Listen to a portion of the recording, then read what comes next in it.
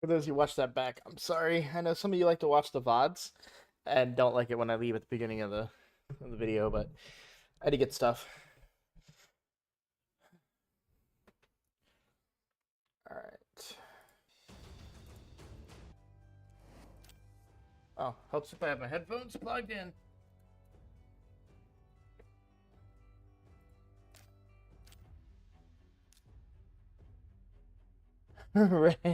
No, I'm not ready to talk Teox. I mean, I guess I'm ready to talk Teox, but I have a few things to get done here. I got to record, but first things first, I'm gonna eat an ice cream. And did I intend to go live just to eat an ice cream? No, I did not. However, I really want an ice cream, so I'm gonna eat it.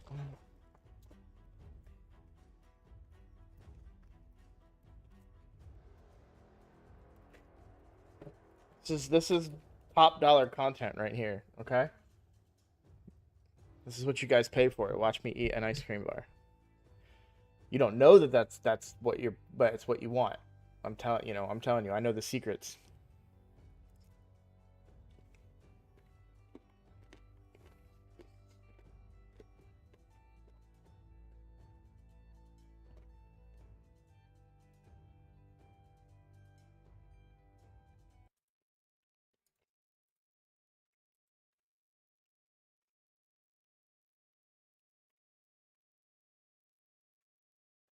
Wait, what the hell?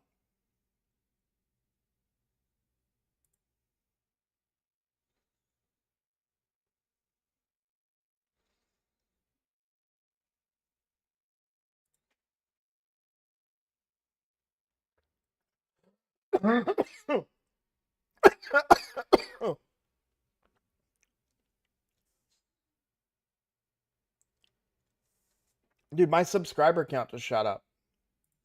I mean, not like anything crazy, but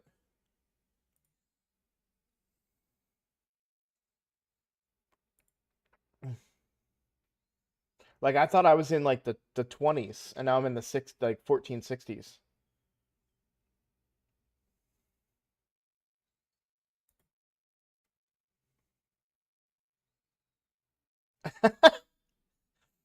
I really like this comment. I appreciate this comment so much. Somebody tag. Well, let me check the timestamp actually before I say I appreciate it. I can. Oh my god! Let's go! Let's go! Let's go! Dude, dude, the freedom. They said real emotion when I reacted that way. That's so true.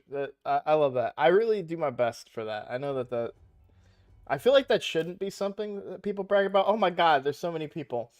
So many comments. Okay, I've been thinking, and I think Ninja should be the damage dealer, not Turbold. Ninja will do more, plus he doubles his attack and gains 20% crit damage. Yeah. What's up, Brad? Urkon is not in a place to do insane amount of damage. Ninja is easier to build. I can agree with that. Um, Lucky me. What's up? What's up, Beast? I don't know. Are you saying lucky me because you're lucky enough to get to watch me eat an ice cream?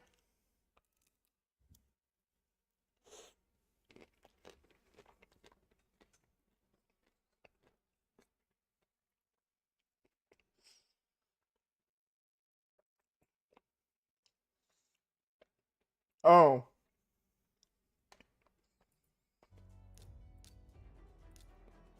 all skill, baby. All skill.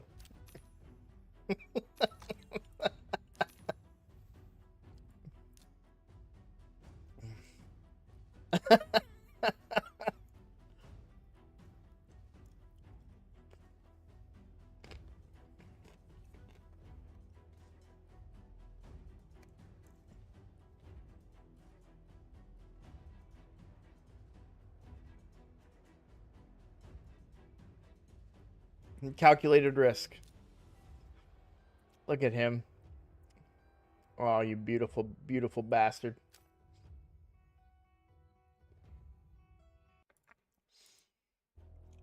But yo, So I'm gonna do a recording here. I'm gonna spoil the recording for you. I think I spoiled it last night, anyways. But check this stuff out. Let's go. That's not a bad time either.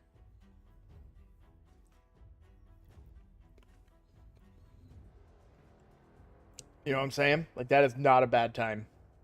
Minute 56 for stage 20 on a 2-month-old account. And then I think I showed this last night. Oh, I'm blocking it. Boom.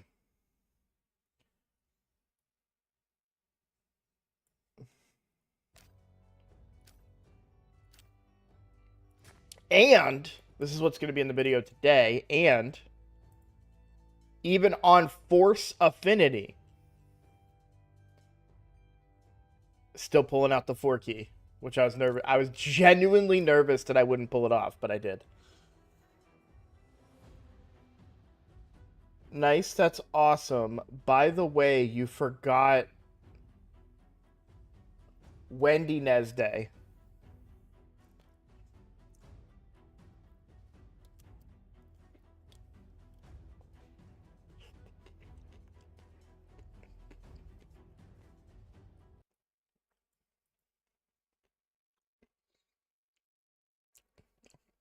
What did I forget?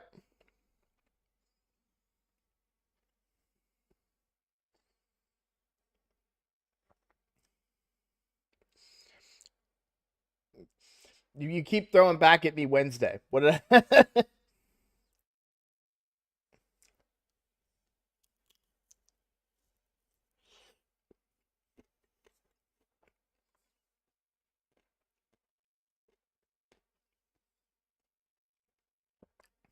mm. I didn't forget. Siege. I didn't want to miss out on the Siege rewards.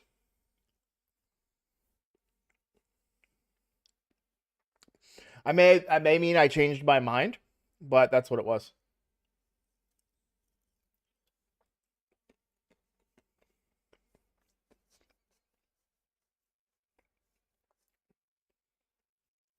So now I can do it at any time.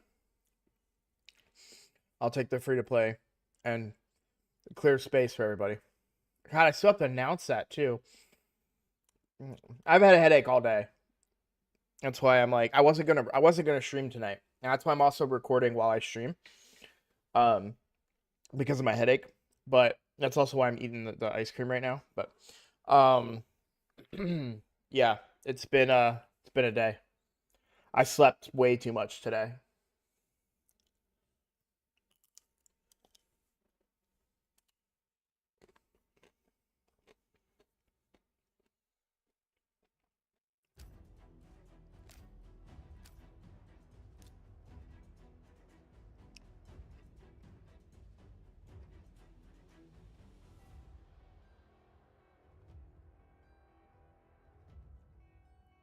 That's good. I'm glad she's doing better.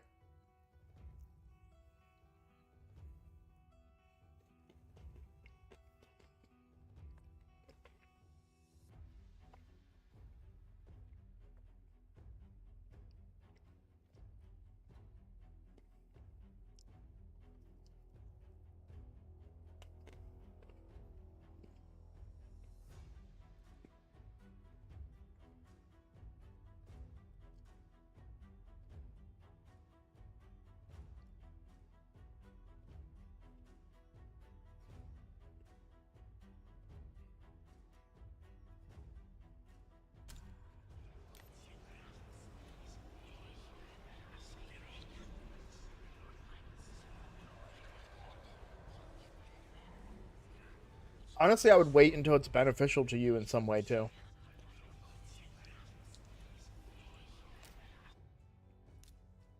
Like Clan v Clan, some type of tournament or rush.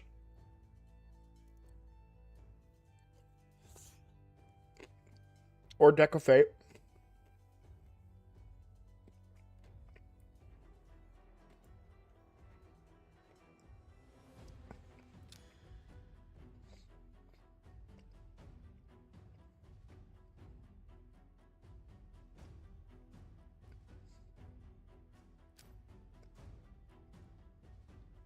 I really feel like a lot of people are saying screw it on the deck of fate.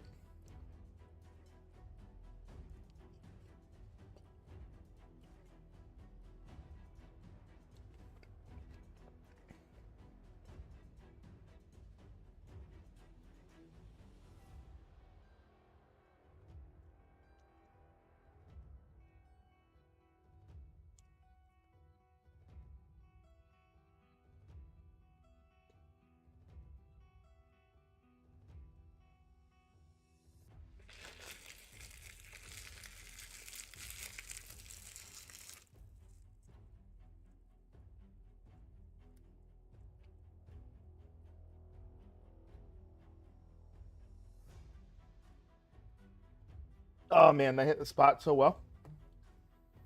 I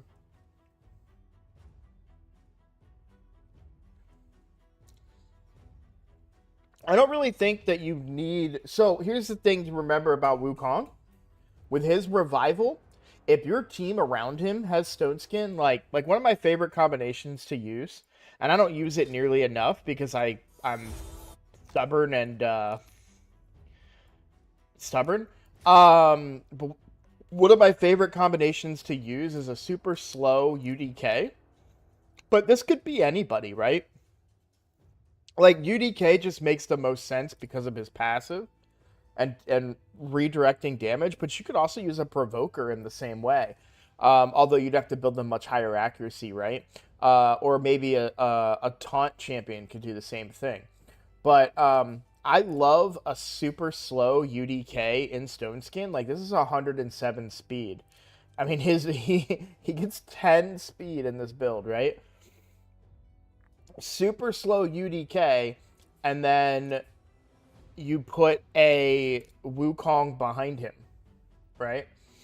So that UDK takes so many turns to kill. And Wukong, if he gets killed by an AoE, comes back to life. Dies, comes back to life. Dies, comes back to life. And he comes back to life with full turn meter. Not an instant turn, but full turn meter, so he gets that advantage. So hopefully get off his wave clearing capabilities. I love that combination.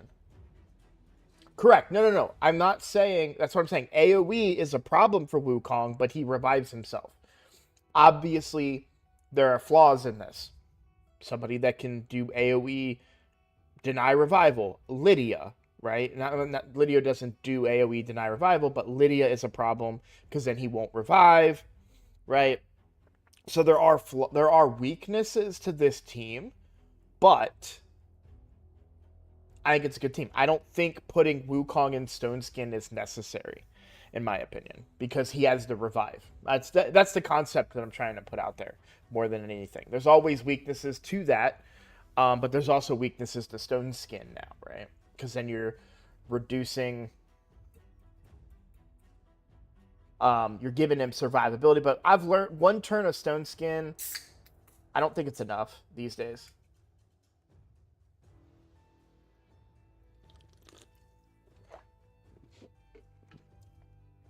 Yep.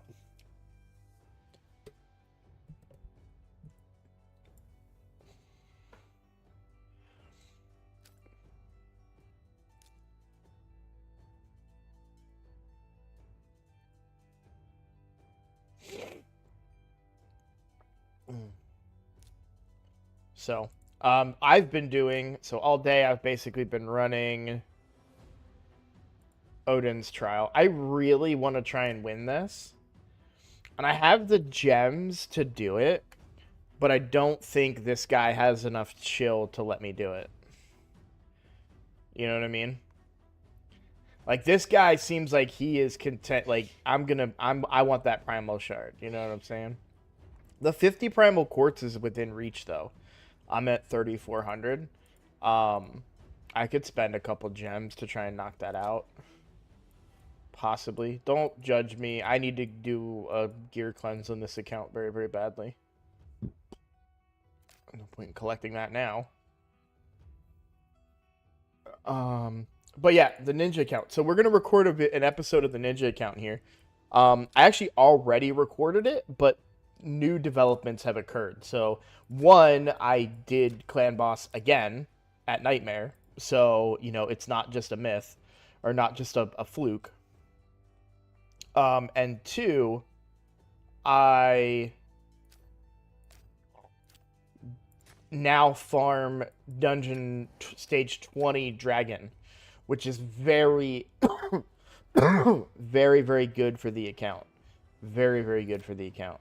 Um, so we're going to go ahead and kick that recording off. And then after that, we'll chat. We'll do some conversations. Oh, no. Did I promise? I'm really worried I may have promised an account takeover and forgot about it.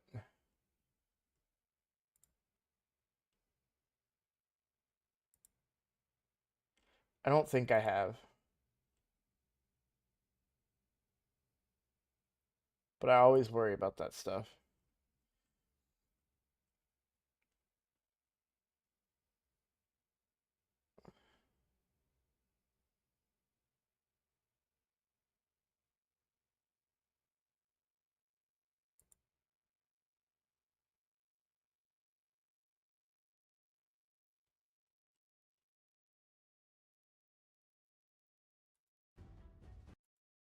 All right.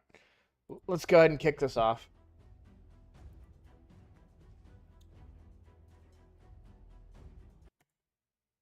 Hello, everybody. I'm Roadblock. This is a Raid Shadow Legends video. We're back on the Ninja account. I really wanted to give you guys a follow-up. And I actually already recorded a follow-up yesterday. So this actually happened yesterday.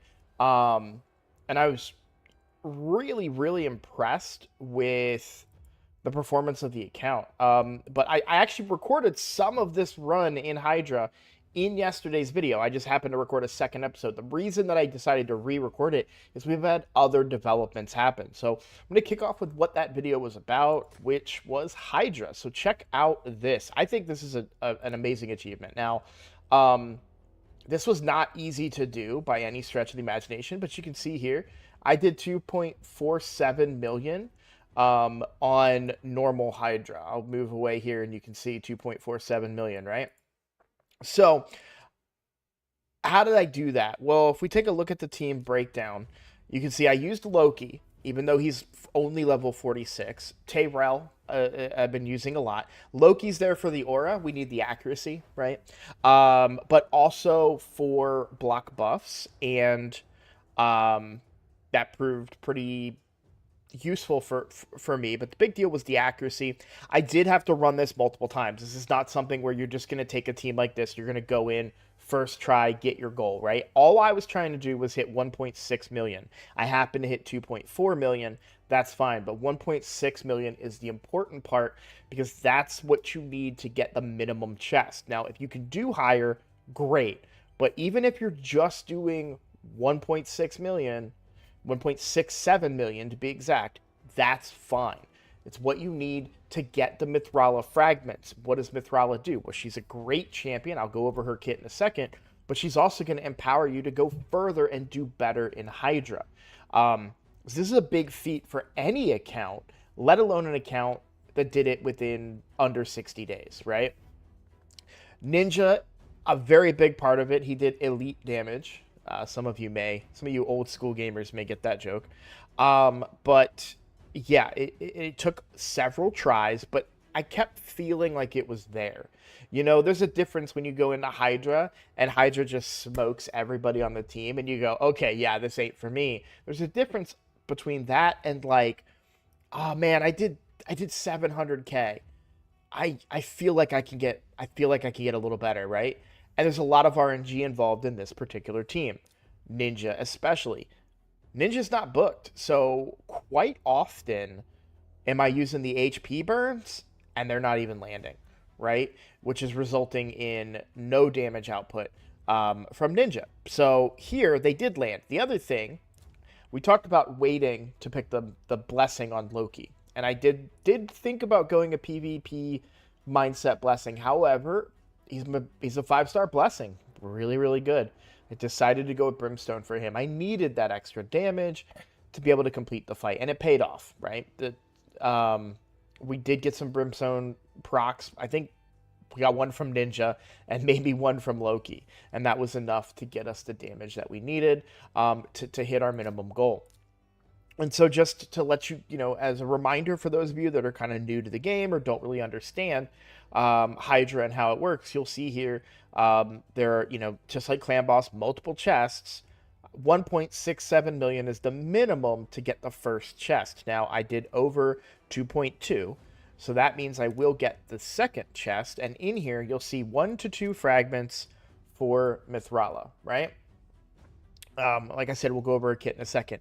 But in here is also stone skin and protection gear. Very, very good. And we get up to 7 of the following rewards, right? So you only get 1 or 2 Mithrala fragments. You won't get any more than that. But then the rest of it could be Mortal Soul Stones, Clan... I don't know how the Clan XP part of it works, but good rewards, right? And this is not an easy feat. But I managed to pull it off, and I think that's very, very good. I may not always be able to do that. The affinities are going to matter of the heads, also the combination of the heads. So if you don't know, Hydra actually starts with a different combination of heads, okay? Each week, they rotate. And the affinities on those heads will change as well. So it can be quite frustrating because you may have a champion, for example, Archer Queen is really good against 2 certain affinities, but then 1 affinity, she sucks. If the head that needs to be provoked is of a certain affinity, then it's very frustrating. And I'm not exactly sure, because I'm being corrected in chat here because I'm live streaming this. I'm not exactly sure the rotation and how the rotation works when the heads rotate and when the affinities rotate. I'm not sure if it's a week or a month, but they rotate. That's the important part. So there will be times when I get a rough rotation, okay, that maybe I just can't do with the team I have, I do have a block buffs now, but I don't have a provoker. I may need one more importantly in another stage in the future than what I currently have. And I do have a provoker. They're just not built for now. So, this is not something that I'm like trying to brag about, but it's something that's going to be very beneficial to any account that can do this, because the sooner you get Mithrala, the better. Now let's talk about Mithrala. And again, this is more so for newer players that don't really know what Mithrala can do. But also, I'll just give you guys my take on Mithrala. One of my favorite champions in the game, quite frankly. Absolutely love her. You'll see her all over the place as you get further into the game. You're going to see her in Arena. You're going to see her in Hydra teams. PvE, PvP, she's everywhere. She's great. So her kit is really good and very unique. I don't think any other champions have this. Not this particular ability, but let's just go over her kit. 2 times hitter. Each hit has a 100% chance of placing poison when booked. Damage is based on defense. Actually, really good. Poisons on an A1, huge, right? Going to come in handy for any fight that you're doing. A little less so for Hydra, because some of the heads you can't poison, but still good for bosses, good for damage, just good. Here we have an AoE hit that places Hex per 2 turns. Now she has Void Affinity, so that Hex is going to land. All right. And this is another thing I love about her kit. She brings increased defense and increased attack. So if you early game, you may not have a lot of increased defense champions for your nukers if you have a defensive based nuker per se, right? So here's an option. Now, there are non-Mithrala options out there, but Mithrala brings other aspects in her kit that would also help in that scenario over some of like the other ones, like Ursula brings increased defense, for example. But still, on the same ability, increased defense and increased attack. And even if you're not running a defensive nuker, you're running an attack-based nuker, she brings that, but also gives him a little survivability in Arena. And then this is just good survivability in the game in general, right? This is going to help you survive hits in PvE and PvP. So really, really good. Again, her whole kit is based on defense, but actually that's my biggest complaint about her kit, and we'll talk about that in a little bit. Actually, we'll probably talk about it right now. So her A3, when booked, is a 3-turn cleanse. Removes all debuffs from all allies, then gives them a strengthen and a shield buff equal to 30% of this champion's max HP. This is I love this ability. A 3-turn cleanser. She's my own, to put things in perspective, on the free-to-play account that's a year old, she is the only 3-turn cleanser outside of Reliquary Tender that I have on the account.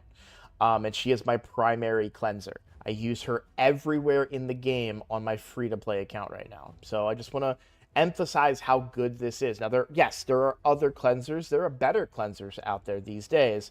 But she is free, and if you don't get any of those cleansers, she can really fill that void for you, while also bringing strengthen and a shield, which is amazing. The shield, the only complaint I have is that the shield is based on her max HP. I would love to build her really high defense. But I end up building her high HP. Usually I kind of do a mix of high HP and high defense so that this shield is larger because of her. It's based on her max HP, which is still a good way to build a shield for a champion like this. I just wish that it lined up with her damage type as well. But that's a very small, minor complaint, and that's a personal thing. That doesn't mean that you need to not like it, right? Or that doesn't mean she's bad. It's just one of those things. I was like, man, I wish it was based on her defense. Maybe I would give her a little bit more defense than HP. But I try to prioritize HP for her when I can to make that shield bigger. But there's different ways to build a Mithrala, so don't worry too much about that. Then we have the passive. Now, I love her passive. I think her passive is really what makes her so strong. Don't get me wrong, her kit is great without the passive, but she does some really unique things in the passive that, at least one thing that no other champion does to my knowledge. So let's get into it. Whenever this champion is attacked by an enemy under Hex, which she places, there's a 50% chance of applying Petrification. If they attack an ally, there's a 30% chance of applying Petrification. Now, if you've been playing the game and you've encountered a Mithrala and you've seen what Petrification does, it's going to lock you up. Very similar to a freeze. So it'll have all their buffs removed, be unable to take their next turn. When under Petrification, a champion will be unable to receive buffs and is susceptible to receiving more debuffs. Instant effects do not work on champions under Petrification except to remove debuff effect. While under Petrification, they will only receive 40% of incoming damage, but bomb debuffs is increased by 300%. So, Petrification is great, and it goes off a lot more than maybe you'd think with only a 50% or a 30% chance. Then, and this part, but Petrification, as far as I know, no other champion does Petrification. I could be wrong about that, but at least up to this point, I have not heard, or it's not coming to memory very quickly, who else does Petrification. But then we have also increases champion's resistance. The amount by which it is increased is equal to the amount of accuracy this champion has, which means because you want to land Hex and you want to land your poisons, you are going to put accuracy on her. But that increases her resistance by the amount of accuracy. So instead of stacking high resist, high accuracy, you can just put accuracy on her and then you get the same amount of resistance from that in addition to whatever other resistance you already have on her through your gear. Really, really solid. And that's why when you're in Arena and everybody gets stunned by Armands but Mithrala doesn't, that's probably why, because she just has so much accuracy and therefore has so much resistance. And that's just one example, right? I'm not saying, she's going to resist a lot of things. Really good as a mischief tank, provided you can get the right buffs on her from another source to kind of give her more buffs than everybody else, because that's how the mischief head works. I use her as a mischief tank in my free-to-play Hydra runs. I'll put, what is the buff from Intercept on her, which makes her the target over somebody else, and she has high resist, therefore the mischief head won't steal her buffs or her turn meter. Yeah, absolutely love this champion, and the sooner you get her, the better for your account, plain and simple. So the fact that I'm already able to farm fragments for her, and by the way, when you talk about this part, I actually will get 2 chests. So because my clan killed normal, as you can see by the infinity symbol here, that means I will actually get rewarded 2 of these novice chests. And both of those chests will have a chance for fragments. So I could potentially get 4 fragments a week. Potentially. And that's going to help me get her even faster. So very, very happy with the way that's going. I've also been fact-checked in the chat here that says our bias has petrify.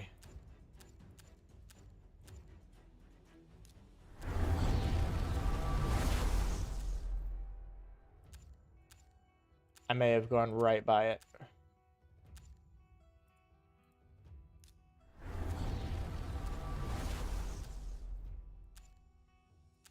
Yeah, there it is. So 2 champions now have it. But still, very unique ability, very unique kit. Very, very much love Mithrala, and the fact that I can already start getting fragments for her, I think, is huge for the account.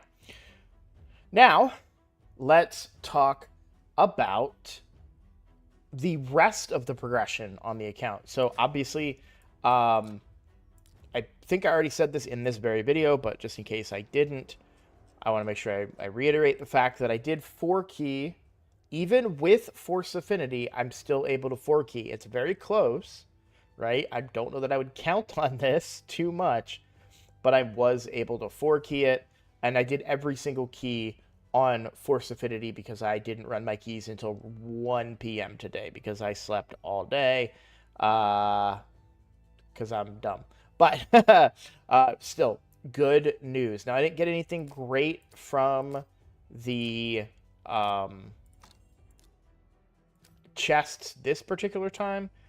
I think I did get a Void Shard maybe, but no Sacreds, no Legendary books, but I still have that option every single day, provided I keep running it and provided that the team can continue to perform at the rate that it's performing. So very, very happy with the team I have and the progress that I've made there. But this is even more progress to share with you. Stage 20 of Dragon we can now do. Would love to get that time to be faster, but for right now, 1:56 on stage 20 of Dragon is wonderful. I'm very happy with that. I am very, very happy with that. No complaints about, you know, a 2-minute run on stage 20, especially since most of my farming comes overnight. Maybe ask yourself, well, why is stage 20 so important? You can see right here, 5 to 6 stars. I am guaranteed to get 5 to 6 star gear now. I can no longer get 4-star pieces, which is huge because I'm already to the point where I don't want to use any 4-star pieces anymore. So the hope is that I will continue to farm stage 20 and potentially replace some of the lifesteal gear and speed gear and maybe accuracy gear that I'm currently using on my characters or champions. As you can see, I'm still using a 4-star chest on my ninja, so he's underperforming. Same thing with Kale, a 4-star chest. They are attack chests, but if I can improve that and get better lifesteal gear on the account that's 5 stars, even 4-star boots still on Kale. So I definitely have a lot of improvement that I would like to have and like to see on the account. And being able to farm Dragon Stage 20 now is going to help get me that improvement in the early game. So very happy about the progress. Now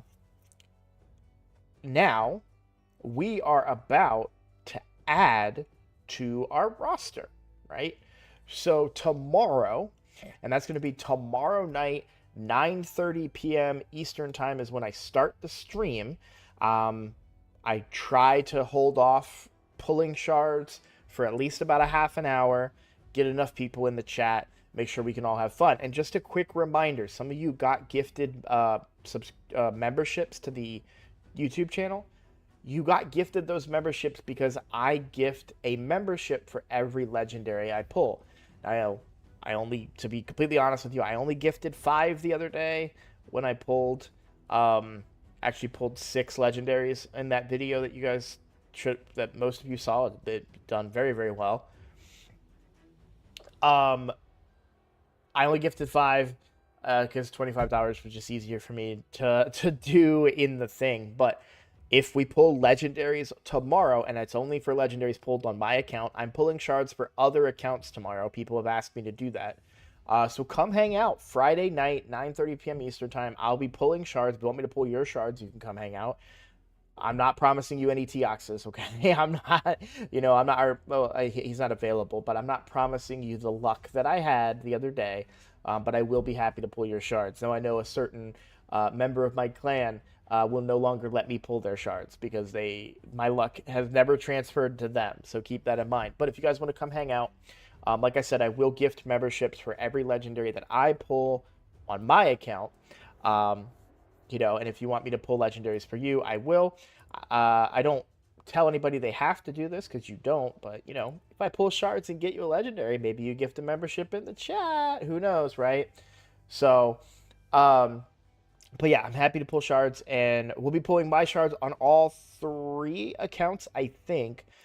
I don't see a reason not to pull them on the main account, but I don't have a lot of shards to pull. So, and look, I've already made back, you can't see it, I've already made back one of my sacreds. I got it, Clan Boss was like, oh yeah, no, you used up all your sacreds. It looks like you could use some more. Here you go. So, I don't know that I'll pull a lot of ancients. The reason I'm low on ancients is I pulled a bunch for the summon rush.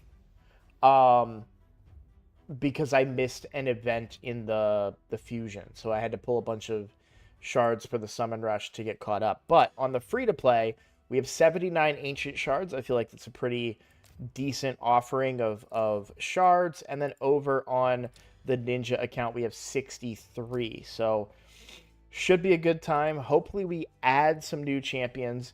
On the free-to-play, we're really looking for Enda Moonbeam as an epic. And on the Ninja, we're looking for everything. There are plenty of epics, plenty of legendaries that I would love to be able to pull over here. Mostly supports is what I'm really looking for. So, okay. Well, I think that is everything I have for you guys. I just wanted to give you an update on the Ninja account. And I pretty much did that. I have an inspiration for a video that I want to make, but I need permission from somebody before I make it. Because I don't want to kind of put anybody on blast. But I really want to make a video that talks about some of the shortfalls that I think people get themselves into in this game and prevent themselves from being able to do this type of damage in Clan Boss, Hydra, wherever it may be, right? So hopefully they'll give me permission to release that video. And so keep an eye out for that. But yeah, basically tomorrow, 9:30 p.m. Eastern time. I hope to see you guys there. That's everything I got. If you like my content, please consider subscribing. It is the best way to support my channel. I am trying to grow this channel. I've been doing collaborations here and there whenever I can. My time constraints are a problem. But I am trying to do more of those, and the more subscriber count I get, the more likely that these other content creators are going to say, yeah, come on over, we'll do a collaboration, right? So please consider subscribing. Liking the video and commenting on the video is also going to help me algorithmically, so I would appreciate that as well. But, as always, I'm just happy that you guys are here, and I look forward to seeing you all in the next video. Take care. Hit that like for the block. Yes. 38 Sacreds and 4 Lego Frag Champions would be enough to get that Odin. That's the thing, man.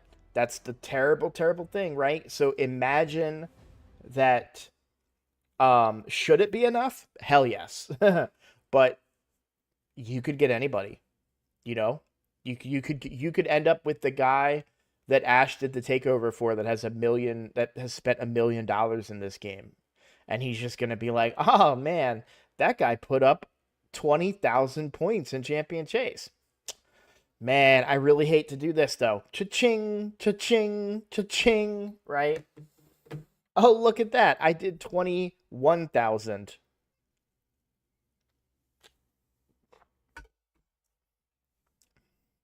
Poor guy. So, it is what it is, right? And I mean, Odin's great.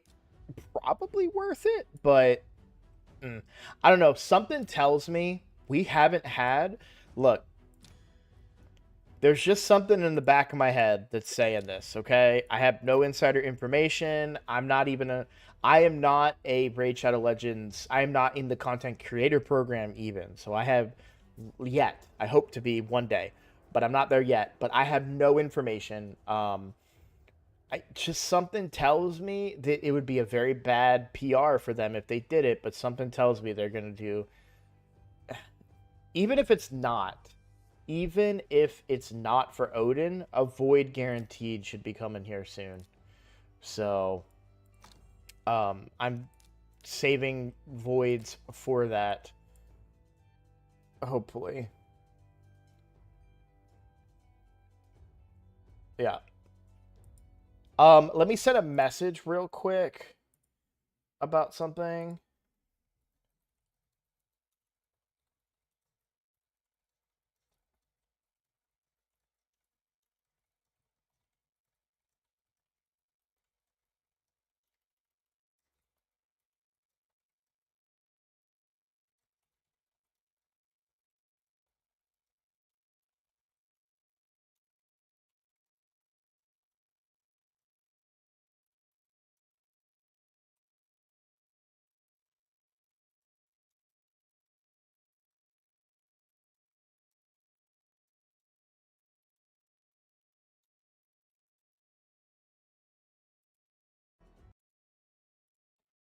Yeah, so actually I'm below my floor right now. So my floor is 120 and I did pull more than that. Um what is my mercy?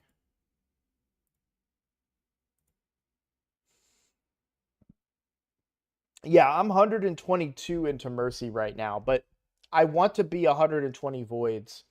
Um I went below that chasing after, was it Odin I was chasing after? I think I was, yeah.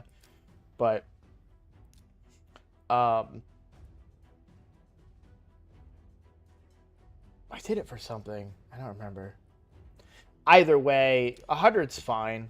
Like, I don't mind if I have to put in a few dollars, to get it back up to 120 if need be. I've mostly been investing my money into primal shards. I have 20 right now.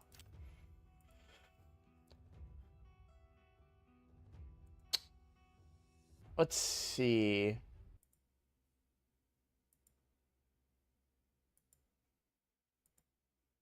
Okay. So I think we're going to record another video. I got permission from this person to do this.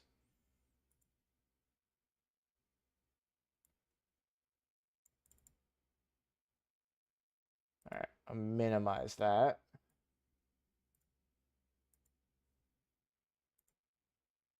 Anybody have any questions before I start recording another video?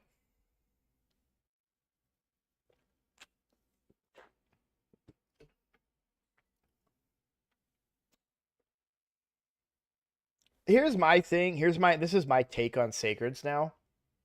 And I even feel the same way about it on the Ninja account. I really think with the direction they took the game, and this is a hot take. I don't think this is necessarily a good take on it. I really think Sacreds are just a resource at this point. A lot of people view Sacreds as a way to get champions, which it is. That is a fact. But I'm looking at them as a resource. So they are ways for me to complete summon rushes. I don't want to use them on champion chases if I can help it. They're ways for me to complete other events within the game, right? So as you just saw, I used a whole bunch of them and managed to get a Teox on one account and a Bolint on the other, right? Um, so due to Mercy, I think ×2 Lego rate on Sacred and non 2x is the same. Yeah. Well, it's all about how does it benefit you, right? So am I gonna pull Sacreds on Ninja when there's a 2x Sacreds? Absolutely, I am. Um, but I don't know that I would pull them on 2x's anymore on the main account unless there's an additional incentive. Um, Maybe it's a champion chase, or maybe it's something better than that. Maybe it's a deck of fate, or something else where I would double dip. But I really look at them as resources now, because the bar has been raised. For the longest time it was like void legendaries, epics, rares, right? And now it's mythicals, void legendary. Like mythicals are so powerful now. It really makes it, for a new account like this, I'm still excited to get legendaries, of course. But even as a new account like this, I don't have the resources to invest in anybody. Because I don't even have the books to finish out the legendary I got on day one. We're still way short on books. And so I'm about to get two tomorrow using Relic Keeper. I'm going to do that tomorrow because of the champion chase, right? Again, double dipping, benefiting myself. So we're going to get, that's one guaranteed epic that we're going to get during the event. And then we're going to get, hopefully, quite a few more and get some good points in the champion chase. Now, I'm under no delusion that I'm going to get a freaking Odin or any crazy shenanigans like that. I'm just simply, pulling shards when it's beneficial for me and my account. So, yeah, the value of Sacreds. In fact, I used to only buy Sacreds. And I wonder if it's a bit of a detriment to Raid Shadow Legends a little bit. Like, I can't speak for every player in the game, but I used to only buy Sacreds. And I would only buy them when they were a very, very good bargain. And I'm talking, I would buy the monthly pack, right? So I would get Sacreds that way. And then maybe I'd get, if there was a good deal that would put them around $15 price range, I would probably buy them, right? $15 per shard, I would probably buy. This was a while ago now, and now that primals have come in, and now that I have a job again, I'm investing in primal shards instead. So that $50 that I would apply to the monthly pack, which is a good deal in my opinion. Not everybody agrees with that, but I think it's a good deal. The value that I would put here, which is $50 when you actually, here, I'll show you on the main account. It goes up to $50 when you're a spender. So I don't know if a lot of people may not know that if they're not spenders, but Raid will raise the packs. Another thing, like there's a deal right now for primals. So like they're offering me 10 primals for $50, but down here on the free to play, they're offering me 2 for 10, right? So they try to bait you in, and like this is something that I might spend on if I hadn't already spent for this month. And money's a little tight for me right now just because of the way a couple of things broke for me. So let's see. I agree with you, Matt, but they have no indications that they're going to drop them below $5 a shard, unfortunately. So I'm just redirecting funds. I don't like it. I actually hate it, but I could either just Okay, well, maybe the better thing is to not spend any money in the game at all, right? Which was what I did all summer. I barely spent a dime on the game in the summertime, but I've got a little bit of extra money right now, so I try to help me get a new mythical if I can. Um, oh, sweet. I'll keep an eye out for that squibble. I didn't know that. Yeah. Yeah, if they give me an option that's under $5 a shard, I will jump on that. Um, yeah, I think a lot of Krakens are gonna spend for him, and honestly, I don't know that he's worth it. His kit is good. I'm not saying he's bad. I would love to get him. You know what I'm saying? You know what I mean? Um, I don't know. I always feel that way, and then I think on it and read it a little further, and I'm like, yeah, no, this is really strong, really strong. Um,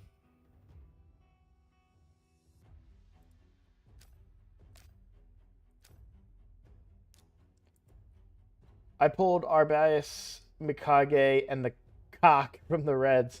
I have pulled in for free and very small spending in various mixed bag. Exactly, yeah. Like you can totally benefit from being a low spent, like or a free to play, and still get those benefits. I completely agree. That's one of the reasons I run the free to play accounts because I truly believe you can play this game free to play. Am I gonna be on the top tier of platinum players and winning at the highest levels of live arena? No, but I can still have fun. I think that's important. Okay, I got permission to record this video, so I'm gonna go ahead and do this. Um, I may have some hot takes, and you guys are gonna want to come at me on this one, but I really believe in what I'm saying, and I feel like you guys are gonna hate a lot of what I'm about to say, but we're gonna go ahead and record this anyways. I don't have to release it. Technically, it's going to be in the VOD, so anybody can come back and see it. But if it's too spicy, then maybe I don't release it. But we're going to go ahead and do this. So here we go. Hello, everybody. I'm Roadblock. This is a Raid Shadow Legends video, and I really wanted to take a moment to talk about something in particular. This is something that happened within my clan, and I think it's a really good lesson that I can share with a lot of newer raid players to kind of avoid certain traps and pitfalls that exist in the game that are not obvious on paper. And so basically, and I can show you what happened recently. So I want to show you the totality of it. So I did get permission from a clan member of mine who I have now passed. Well, not entirely passed because affinity matters, but I did pass them um, yesterday on uh, Nightmare Clan Boss. I passed a player in my clan that did 3 keys and did 52 million. I also did 3 keys and did 53 million. Now, you may be thinking, well, okay, big deal. You passed somebody. The thing is, I passed them and they've been playing for a lot longer than me. You can see they have an entire 5-star, or, not 5-star, entire group of 5 legendaries. And it starts to raise the question, how did you pass them if you've only played for 2 months? Now, Ninja's a beast, and it's important to understand that. And you'll see that here, he did way better than me. It took me 4 keys. He did it in 3 keys, and he put Ninja in instead of what he was previously using, which was Rhonda. Which was Art. So he replaced Ninja with Artak. Now, I actually don't agree with that decision. He replaced Artak with Ninja. I actually don't agree with that decision, but I really wanted to talk about this and kind of talk about some of the baits and mistakes that I see a lot of people make when it comes to Raid Shadow Legends. And this is going to be a spicy take, and it's going to piss off one particular creator. And I joke, I don't think I think he would probably agree with this assessment a little bit. But there's a certain barbarian who I think has fought with the way that we play the game today. I think she's fallen off a cliff in utility. I'm a Syl hater, and I know there's a lot of love for Syl out there. I really do, and I understand it. She does bring a lot to the table. You have a chance for decreased speed on the A1. You have a chance for a stun on the A2. You have a revive, which is very valuable early game, and you have completely passive healing here in her kit, right? And I keep telling this particular guy, I really think Syl is a miss. I think that Syl is hurting your team. And the reason I say that is if we compare the teams again, and I'm just going to use this to give you that side-by-side comparison, I don't have a healer. Yes, I have Ninja and Kayle in lifesteal gear. And unfortunately, I don't have a key left to show you who does and does not stay alive in this team. But I will say that the final, it goes, people die in the following order. My level 50, by the way, Tyrell. Let me see if I make this bigger for you. Level 50 Tyrell dies first. Then Venomage, who's not in lifesteal gear. Then Kayle, then Ninja, then Claude. They always die in that order. So I'm getting the healing I need out of lifesteal gear. And while their builds are significantly weakened because I'm rocking 4-star pieces of lifesteal gear, I'm still getting what I need out of them, if not more than what somebody that has much better gear can do while bringing a Syl. I think she puts the team at a disadvantage because she doesn't bring anything truly to that fight outside of healing. And I hear so many people say, well, she brings a revive. But here's the thing about Clan Boss. Clan Boss's damage goes up every turn. It keeps going up. Okay? If you bring a reviver, you have to think about the fact that Clan Boss killed somebody. So let's use my team, for example. And let's say that instead of Claude, I bring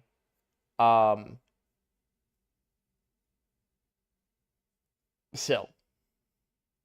And Tyrell dies first, and I revive that Tyrell. He's still a level 50, right? He's just going to die the very next turn that Clan Boss takes. I've fought one turn with that, right? But if I have other ways of healing and I bring a big shield, I may gain several turns with that, for example. Or if I bring decrease attack, I gain several turns with that. If I bring strengthen, increase defense, more turns. If I bring passive damage reduction, Venomage has a passive that while heal reduction is on Clan Boss, it reduces Clan Boss damage by 15%.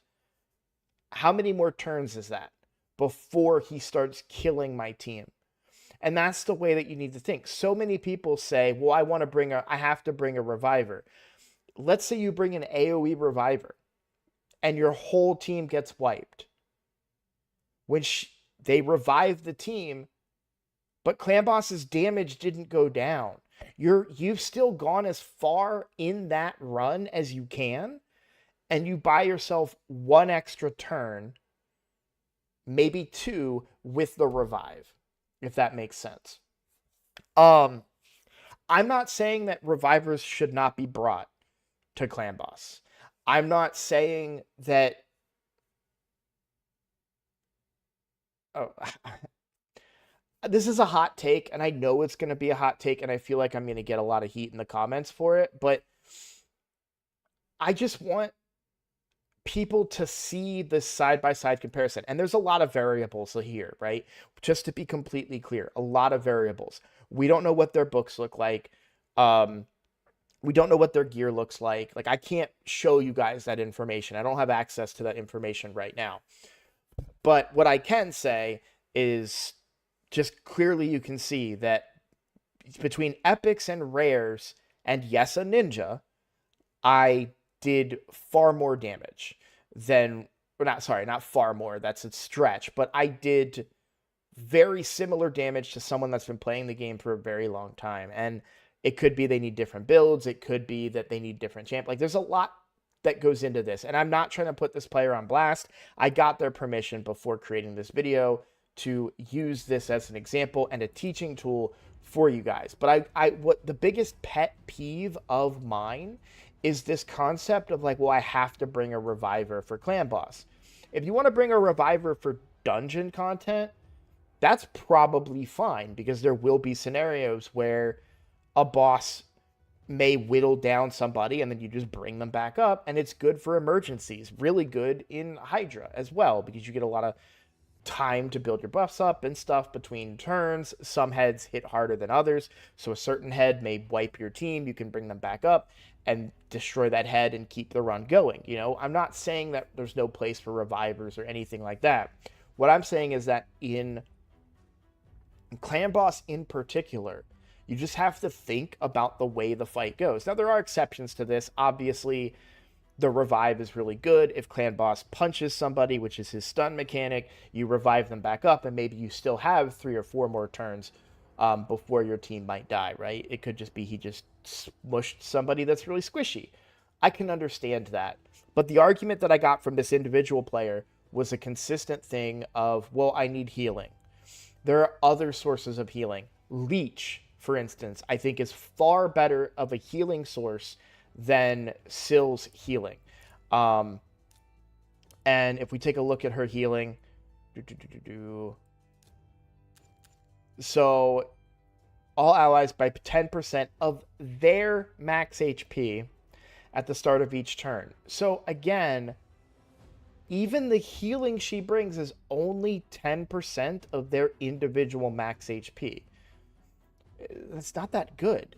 A lot of healers these days will heal by their own HP, which tends to do better, right? And the other thing too, because I just saw a comment in chat about this because I'm streaming this live. The other thing I would say too is a lot of people like to talk about ally protection, but her ally protection is on one ally and they have to die first before she can place that.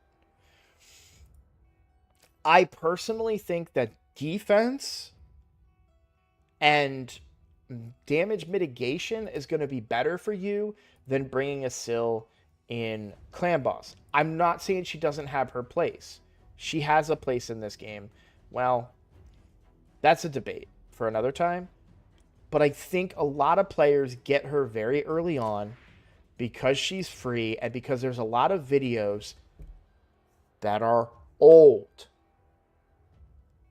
that talk about how great Sill is. But in today's game, with the way the game works now and how much faster the game is between blessings and empowerment and how quickly you can get really good gear very early on, 180 days. That is a lot of time. 6 months and then I finally get Sill. By that time, I probably have better epic healers. I probably have better mitigation. We just talked about in a previous video that I'm already farming fragments for Mithrala, who is way better and more useful even in clan boss than Sill. So the main takeaway that I want to have in this video is to just because a champion is a legendary doesn't mean that they are the secret sauce for your team. And if you, because right now, I'm willing to bet if I Google Sill Raid Shadow Legends, and go to videos, there's going to be a lot of, like, look right here, this number one, and I'm not trying to call any content creators. Please don't make any drama for me. But the number one right here, Syl of the Drake, why is she so amazing? Right? And people, will go to this and see that. And I've not watched that video. And again, I'm not trying to cause drama. I'm not saying anything about it. And that's a fairly recent video. That's from 2023. So somewhat recent, but still kind of old with the way that Raid Shadow Legends and the direction that Raid Shadow Legends has gone in. The power creep is real. The between empowerment for epics and everything in that realm, and how quickly you can get champions now. I really, like, we start day one now with a legendary, whether you use a promo code for Sun Wukong or you did like this account did with the promo code for Ninja. We get a legendary so early on, and they're usually pretty good. On top of that, with promo codes for really good epics and other things, like, I think, and another great example of this, it's a couple of months old now, but a few months ago, maybe a year ago now, I don't know, but they did the Hell Hades did the challenge, the Raid Shadow Legends challenge, right? Where we weren't allowed to use legendaries, but that was only 6 months long, and you had people clearing Doom Tower and pushing Hydra into crazy high levels and of content and everything. Like, and they did all of that without Syl. And again, my account is, in the time of this recording, 57 days old, and without Syl of the Drakes, I'm managing to be right there on par with someone that's played this game for years, and despite our recommendations to not use Syl, still has this mindset, will I need a reviver? Will I need a healer? Right? And so I really want to express and stress the mentality that revives are good in other areas, but maybe not so good for Demon Lord. And, this is why I haven't leveled Hefrak, Loki, or Herndig yet. Do I want to level them? Absolutely. But books matter. Books make a difference. And I'm not even fully booked yet on Claude, technically. This is still a 4-turn cooldown. Because I'm waiting to book him until Clan be Clan. And that's a discussion for another video, because that has been a question asked of me. But being able to fully book out my Venomage, being able to book out my Tyrell in the ones that matter, being able to get Claude close to being booked out. I don't think I've booked anybody else out in the game yet. But yeah, books are a big thing in this game. And I think you're better off developing and working on some of the epics that you have in the early game, and not necessarily going all in on legendaries, because I have to assume that if that player in this screenshot here is only doing a 3-key nightmare after playing for years, while that is a good source of books, legendary books and sacred shards, it's not as good as doing Ultra Nightmare and Nightmare, right? Every day. So they're probably getting even far less books than what I've got on some of my other accounts, like the free-to-play account, and certainly my main account. I mean, on my main account, I just pulled 21 sacred shards yesterday. I already got another one from Clan Boss today, because I had 4 shots to get a sacred, right? So if this is really important advice, because Clan Boss is that important to your account, and if you put it off and hold yourself back, you could really slow down your account. So I'm a little all over the place in this video, and I get that, and I apologize, because I'm very nervous to express this take, because I do think I'm going to get a lot of heat for it. I think there's a lot of love for Syl, because way back in the day, when it was so much harder to get legendaries and so much harder to get champions to make your account strong, she was a carry for so many players. But these days, I feel like you get better carries. And even Adolin the Chronicler, I think, if I can remember what faction she's in, right? She was now, I don't have her on the Ninja account, and I got her far too late on the free-to-play. But heals all allies by 20% of this champion's max HP. 25% of her HP, and you can build her high HP, and it's on a 3-turn cooldown. And she increases the damage that people does. And she brings decreased attack, which you need for Clan Boss.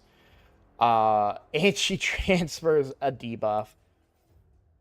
She's just better. Right? She's a better healer. If that's really what you're looking for, she's your girl when it comes to healing. So think about what they're bringing to the table. Now let's analyze my team a little bit, right? Why is Tyrell on this team? Aura. That's it. But defense is the best way to mitigate damage in this game. It just is, right? So that buys me more turns having a higher defense than having a little bit of healing from Syl. Claude is in there for shields, right? And a speed, right? Then you have Kale doing my poison damage, but I'm going to replace him with a better poisoner in the future. And then we have Venomage reducing damage by 15%. There's no 15% damage reduction on this team. They're not reducing the damage coming in by 15%, but I am with an Epic. This is an all-legendary team, and I'm not saying that because I don't know their scenario. Like, I've talked to them a few times about the team. I don't know that they're trapped into only running legendaries in their head, but Epics bring value, and I think, we need to remember that. And then, of course, Ninja makes a big difference. Now, when they do run Ninja, they catch up quite a bit, or they surpass me by quite a bit. So I went to a 4-key, and they do have better chances against better affinities. So, but I do think it's important to keep these things in mind. You'll see, much better 3-key. I'm a 4-key here because of the affinity, right? So, and putting Ninja in, he's just that good. So, I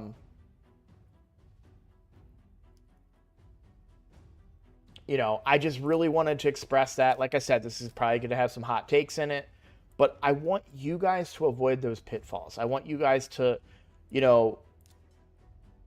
I currently have 4 legendaries. I've built 1, and I'm kind of leaning towards building another epic next, quite frankly, because I don't have the books to build them out fully. I don't have the potions to build them out fully, right?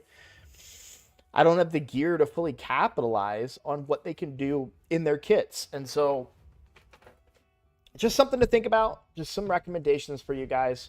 Hopefully this helped. I hope that this message is well received and I don't get too much hate for it. No disrespect to Syl. I know people love her. She was a big part of everybody's game many, many years ago, but I just don't think she's it anymore. And I think if you're prioritizing using her as a healer or a reviver, I mean, quite frankly, on the Ninja Block account itself, I already have a better reviver. I have a full team revive that also can give increased defense and strengthen, and this can be used outside of anyone being dead. So this is a full team revive with survivability. It's just a better revive, plain and simple, right? And I gained that very early on in the account. Now, obviously, you may not have that luck. Some of you have maybe never pulled an Ursula, but there are better champions out there. So, anyways, I'm going to call that a video. I just wanted to kind of give that message to you guys. Thank you so, so much for watching. Feel free to let me know how you feel in the comments. I mean, I know this is a hot take. I know people are going to say, yep, Syl, best girl, but not for me, I guess. And if you like my content, please consider subscribing. I am trying to grow the channel, so anything that you guys, any subscribers can help me out there. And yeah, that's everything I got. I'm going to make the outro pretty quick because my anxiety is up here having such a hot take. So thanks for watching. I will see you all in the next video. Take care.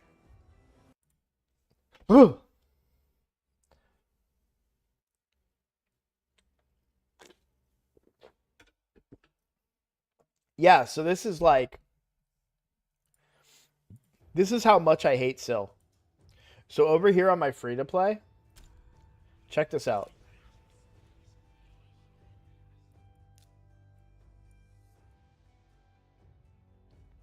I still have not built her.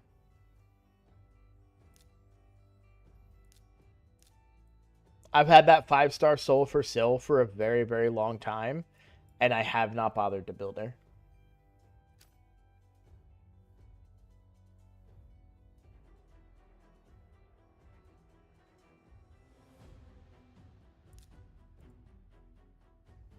Yeah, miscreated monster. I mean, I just think damage mitigation is better.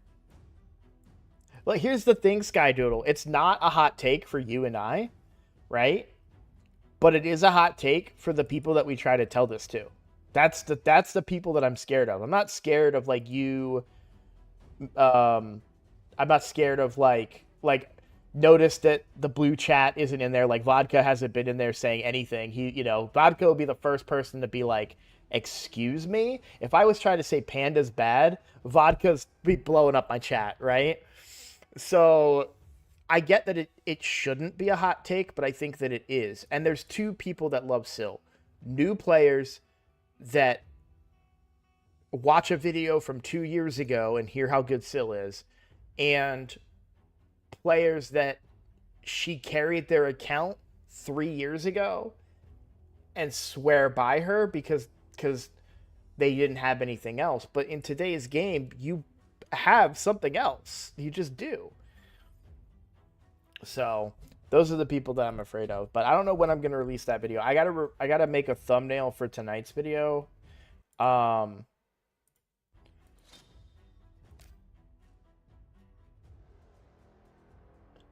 Yeah, that's another like. So here's the other thing too is like just a power creep too, right? This is a 35% chance. It's a 2 times hitter, sure.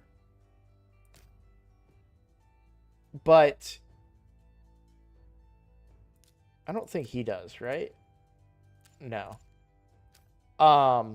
Obviously you have Armands.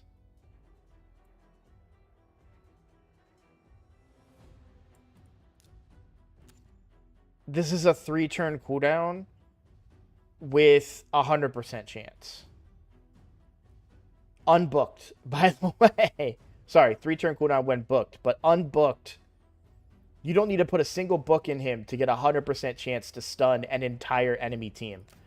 And we all got him in a fusion, or we could have gotten him in a fusion. Hers is a 35% chance on each hit to land that stun.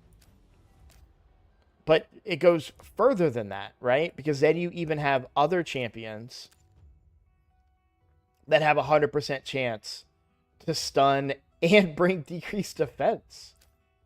Same thing with Odin, right? And then I think...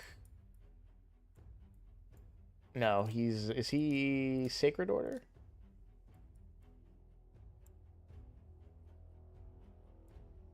Alright, I looked right at him, because he's one of these two. There he is. So 65% chance of placing a stun on 2 times. Also on a 3-turn. By the way, it does significantly more damage than what Syl can do.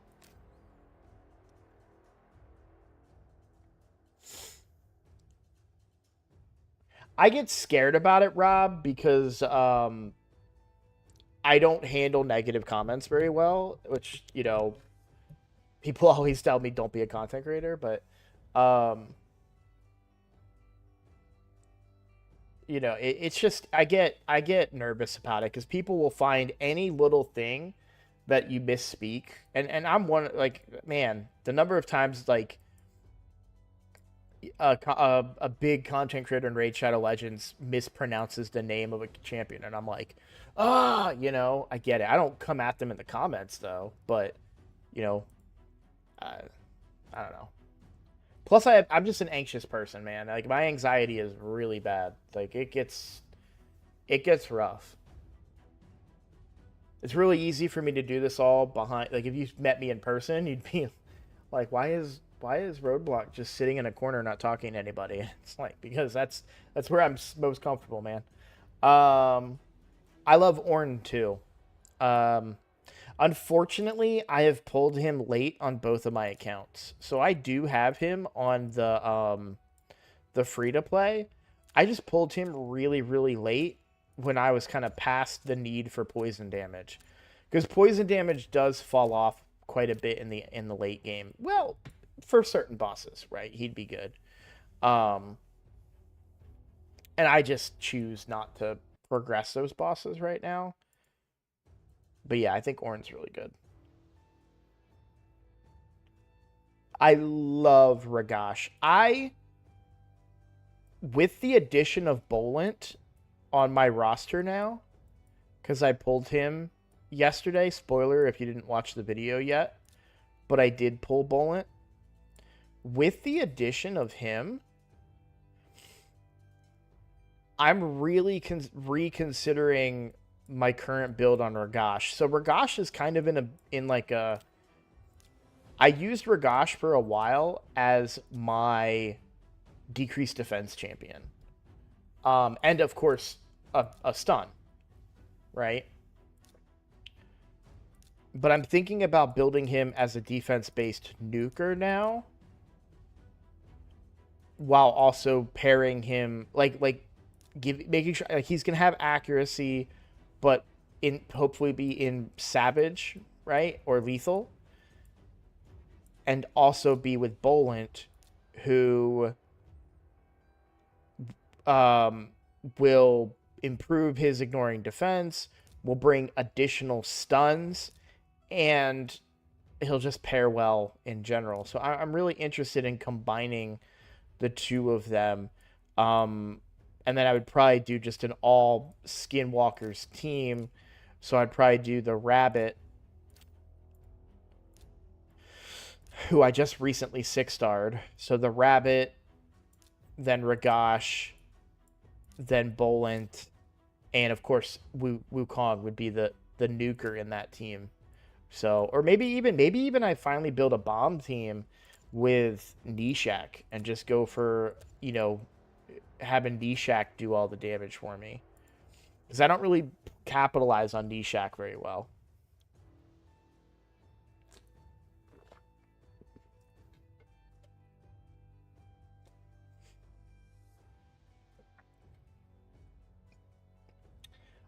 So on the free to play, I have Georgid as well, but I haven't really been able to use him outside of Tag Team Arena because I don't have the best gear for him. I'd really like to see way more attack than what I currently have on him, but because of my crit rate availability, I have to use this Slayer banner, which is a little weaker than I would like. But I don't have any other good Slayer gear for now to give me that extra 5% crit rate that I need. So, and you can see like I'm using like this is 20% crit rate on crit damage gloves, and I don't think I have attack on any of these savage pieces. So all my attack is just coming from the chest plate. So it's just a gear thing right now. Yeah, so lethal I don't have a lot of, if any. I think I'm probably able to craft a couple pieces right now. Yeah. And I'll do that during my upcoming Clan v Clan, but yeah, I don't have a lot of lethal. Just because I only recently was able to clear Dark Fae at the highest level, and because of my schedule lately and running 3 accounts, I did not farm Dark Fae every day. I'm just gonna be honest about it. So, okay. Now I think one of these accounts still needs to complete the Odin tournament. Okay, I got that. I kind of want this, but on the free-to-play, it's not worth it. I don't have enough gems. I need to recoup gems. That's the one thing. I have to try and go for the soul here without spending gems is the goal. So, um, basically I think overnight I'll be doing dragon on the free to play, and just try to spend as much energy when I'm not actually playing the game as I can, because I just don't want to spend gems right now. I really like to get that. Granted, I didn't have to spend that many gems to make the fusion work for Thor, but I'd like to get that count up just to give me that cushion for future fusions. But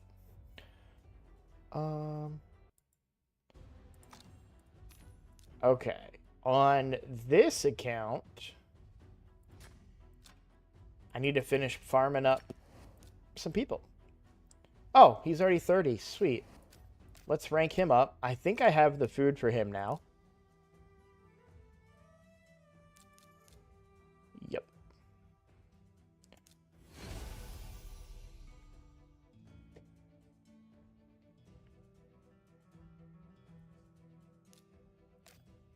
Oh.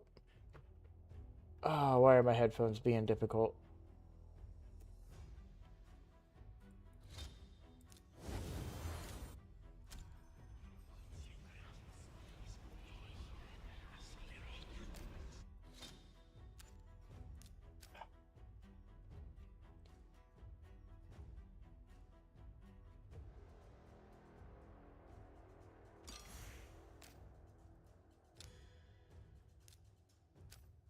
God, man.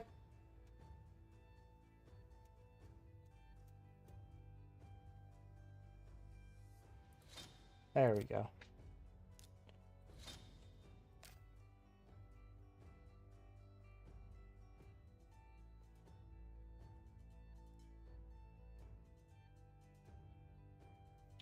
Yeah, Matt, I think I really want to make use of. I don't have a bomb team right now, and I think if I can find a way to make a bomb team, that would be good for me. I don't know for sure that it. I don't think a bomb team necessarily pairs well with Bolent, though, per se, right?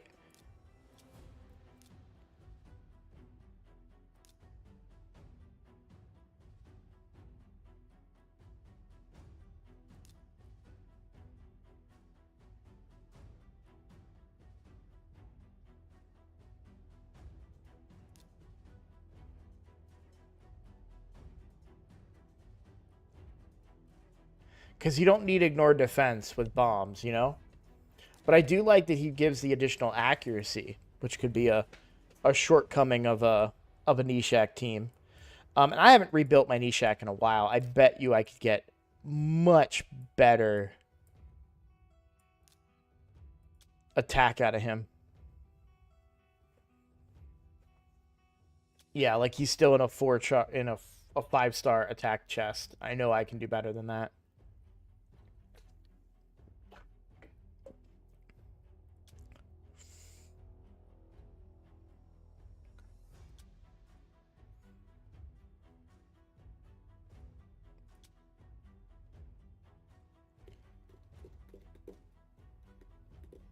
I'd probably want to find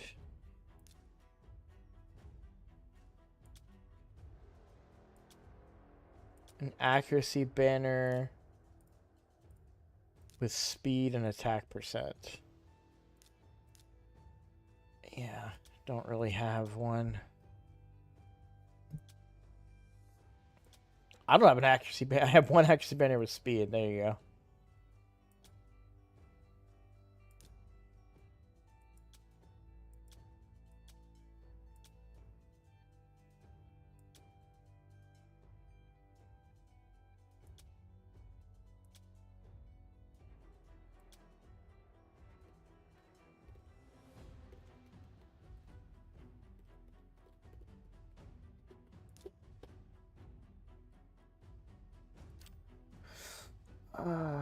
I don't even think I got him as a fusion. I think I got him as a as a shard pull. I don't remember, if I'm being honest. And I have a lot of gear I still haven't pulled. So I definitely need to make some room for stuff before I finalize my assessment here. I really am full on accessories. That's a bit of a shock for me. I didn't know that. I do not have the brain power right now to do a cleanse, though. My head hurts. I almost didn't record tonight because I had such a bad headache. But I'm glad I did. I think it's on both accounts, too. No, just the main account. The free-to-play is doing fine. Oh, hey, let's do some stuff. Okay, so challenges. Equip an HP-type champion with 5-star or 6-star regen set. Okay, well, I might actually not be able to do that.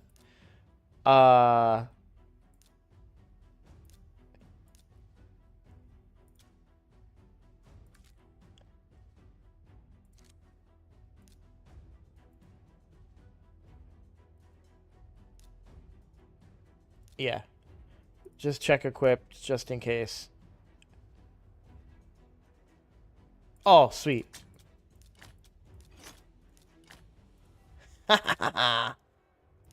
Cool. Equip a defense type champion with 5-star or 6-star frost set. That one might be a little bit harder. Defense.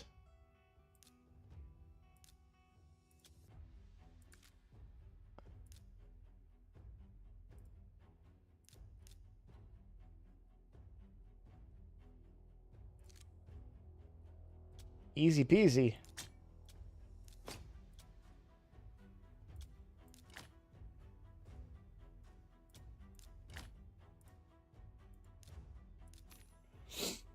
Equip an attack type champion with a 5 or 6-star retaliation set.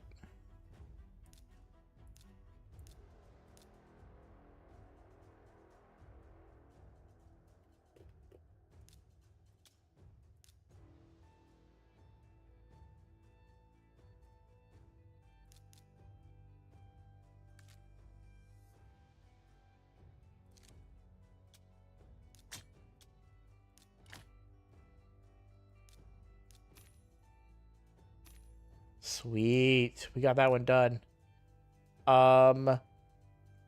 This one I'll wait till Clan v Clan to do.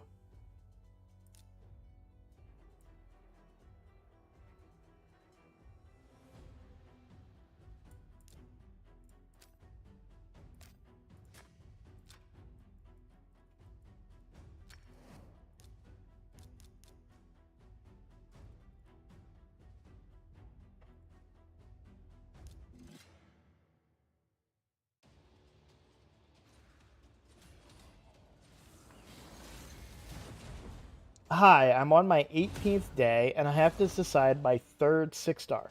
Who is better for Clan Boss? Claude, Nethril, or Taragi?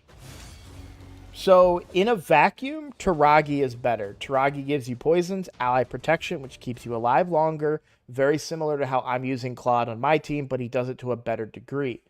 Also, let me pull up Taragi here.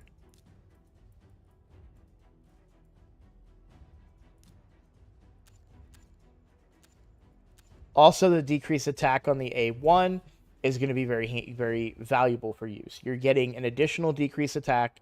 You're getting poisons from his kit. And you're getting ally protection and reflect damage on him as well.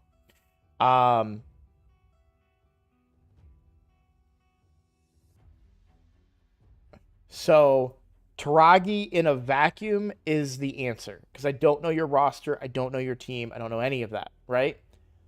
But let's say, for example, that you're asking that and you have Vergus or something. No. Maybe you've got Jereg and you've already got ally protection. And I'm not saying Jereg is necessarily better, but I'm saying maybe you're on your 18th day, so probably don't have another ally protector, so I feel safe in Taragi. But if you had an ally protector, I really like Nethril on Clan Boss a lot as a damage dealer. So keep this in mind for future gameplay. 3 times hitter, A1 poisons, you're going to get a lot of A1s doing Clan Boss. And you can turn off everything else in this kit. You can't reduce the turn meter of the Clan Boss, and you can't stun or decrease the Clan Boss's speed. So you can just A1 for the rest of the fight. And you're going to get a bunch of poisons off of an A1 on Nethril. In a similar way, just imagine if Kale's A3 was his A1. That's kind of what you get out of Nethril. So, and then Claude is still good. Increase speed, increase accuracy, right? That may be something like Claude and Nethril combined could be a very valuable combination for you in the future. So just keep an eye on it. Keep that in mind. But Taragi in a vacuum is the best for Clan Boss out of those 3. All right. Challenges: fully upgrade a champion's skills. I mean, we're going to hit that.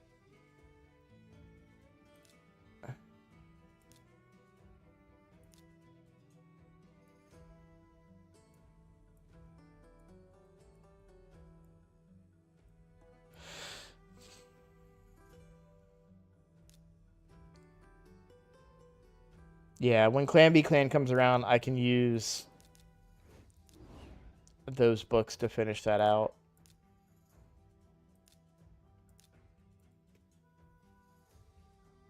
Hey, I'm going to be right back, guys.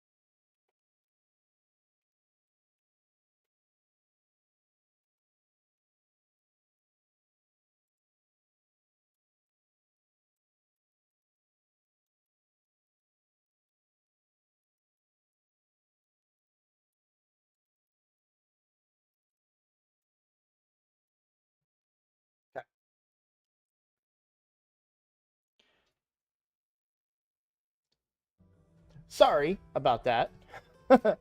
I just remembered there was something I wanted to ask my wife before she fell into too deep of a sleep. So, cool. So we got caught up on some challenges. Like I said, this one we'll do Clan v Clan, and we'll also get the book, which we'll use Clan v Clan.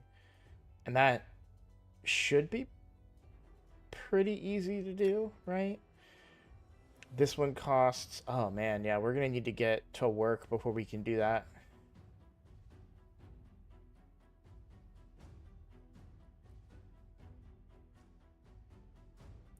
I need to be grinding out more arena.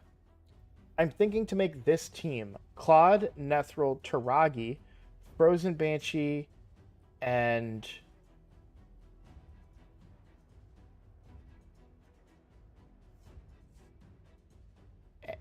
Adriel?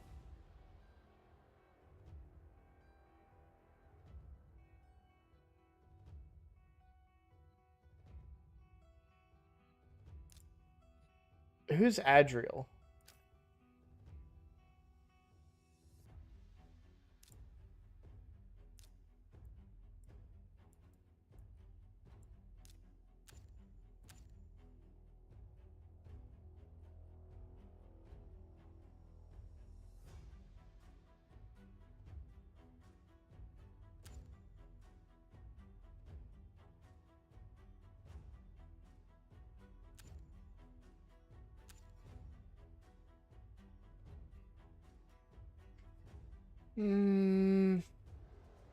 Yeah, I don't think that's bad. Obviously, not knowing your whole roster. One thing I want to let you know is I would never book Nethril.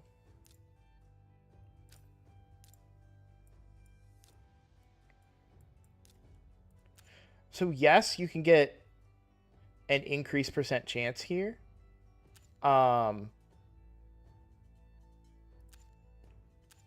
But I think you're going to actually find better poisoners a little quicker, so I would probably not use books on him. Well, we were just talking about this, so I'm actually releasing a video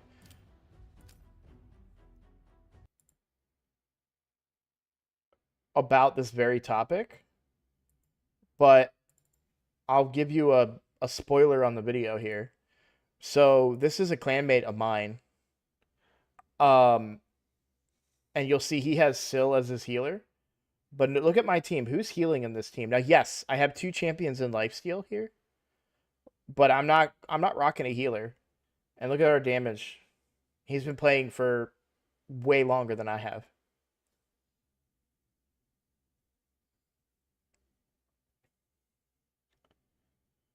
And Rob brings up a really good point. You're going to want to bring... You've already got decreased attack in that team.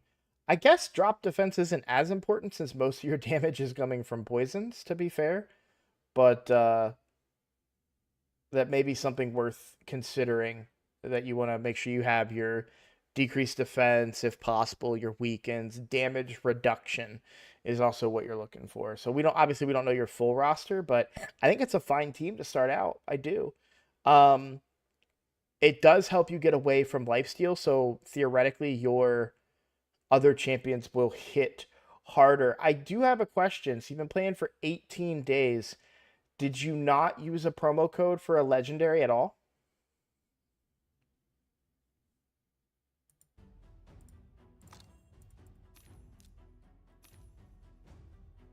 You got Wukong. Okay.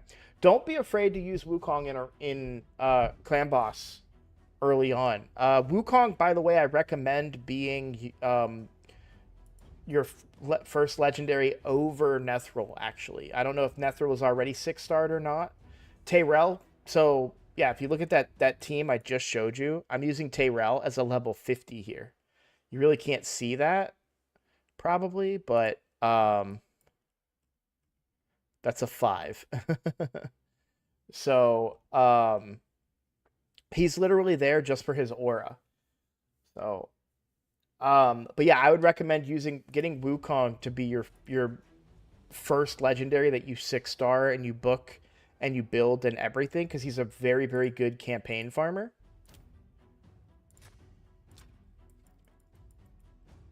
And then I would use him until you get the team up and running. But this is how good of a campaign farmer that he is.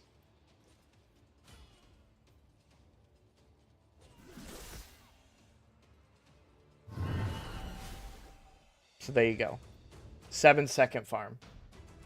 And to put that in perspective a little bit, I have the best, one of the best campaign farmers in the game on the main account. And he's a 6-star. Or, whoops. Ah, that sucks. I'll have to do it again. But he's a 6-second farmer.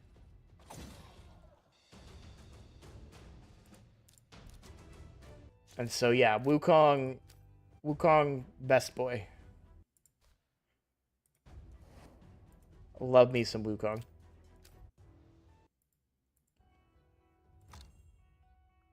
But yeah, don't be afraid if Wukong is 6 stars.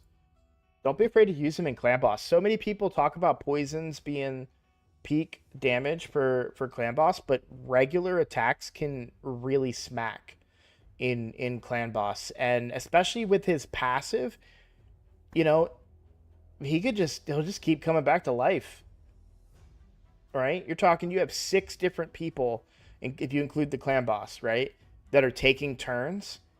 He can be as squishy as he needs. He doesn't need to have. So what you're gonna want to have for your champions in early game Clan Boss, like, you're gonna want to have survivability and defense on them, right? You'll see I'm rocking lifesteal on my 2 damage dealers for because that was on Nightmare, by the way. This clip here, I'm quite a few days ahead of you, of course, but this is Nightmare. I'm 3 keying already.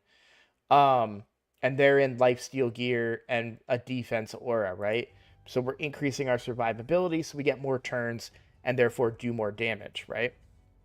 So, but the thing about Wukong is that he doesn't need the same survivability requirements. You can keep him in everything attack, maybe a little accuracy, and honestly, probably just use the A1 and A2. A3 probably is still good too, but he, even if he dies to Clan Boss, he self-revives with full turn meter and gets another turn. And usually he'll always have a turn to one of Clan Boss's turns, because even if he's in a point where he's dying and your tankier champions are staying alive, like your Toragi, right? He's still going to keep coming back and doing that damage. And like, with the way damage is scaling in today's game, he can hit as hard as poisons can on Clan Boss. If he's built right. Obviously, maybe day 18 Wukong, maybe not, but just thinking outside the box, because everybody's gonna tell you poisons for Clan Boss, and that is absolutely true, but Wukong can smack too.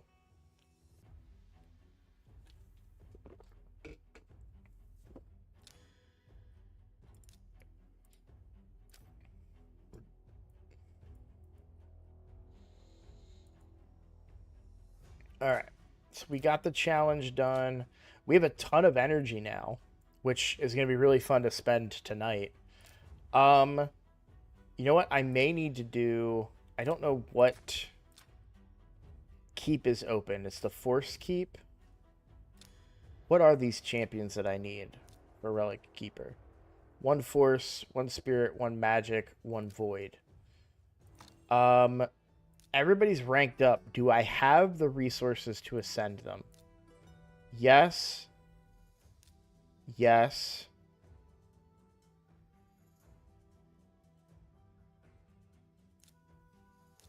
Yes. Yes. Okay. So I'm good to go. I just need to level them now.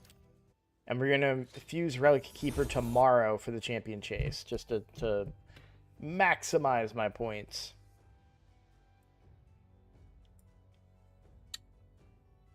What do I think of Torux in Clan Boss? I believe he's a Knight Rev rare.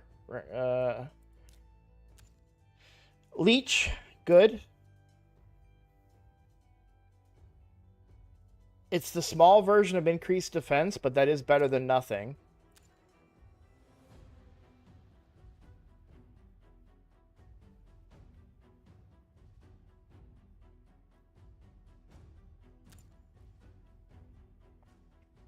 defense-based champion. I think good.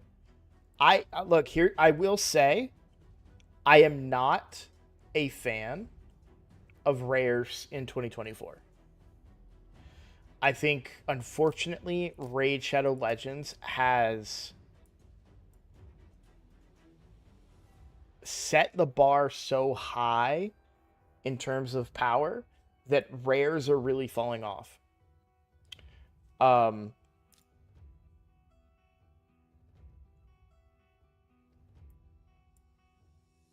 Like, I won't even 5-star War Maiden anymore. Because I know, and I did, get another decreased defense champion that was AoE decreased defense champion that was better, right? In my free to play, like I 6-starred Soulbond Bowyer.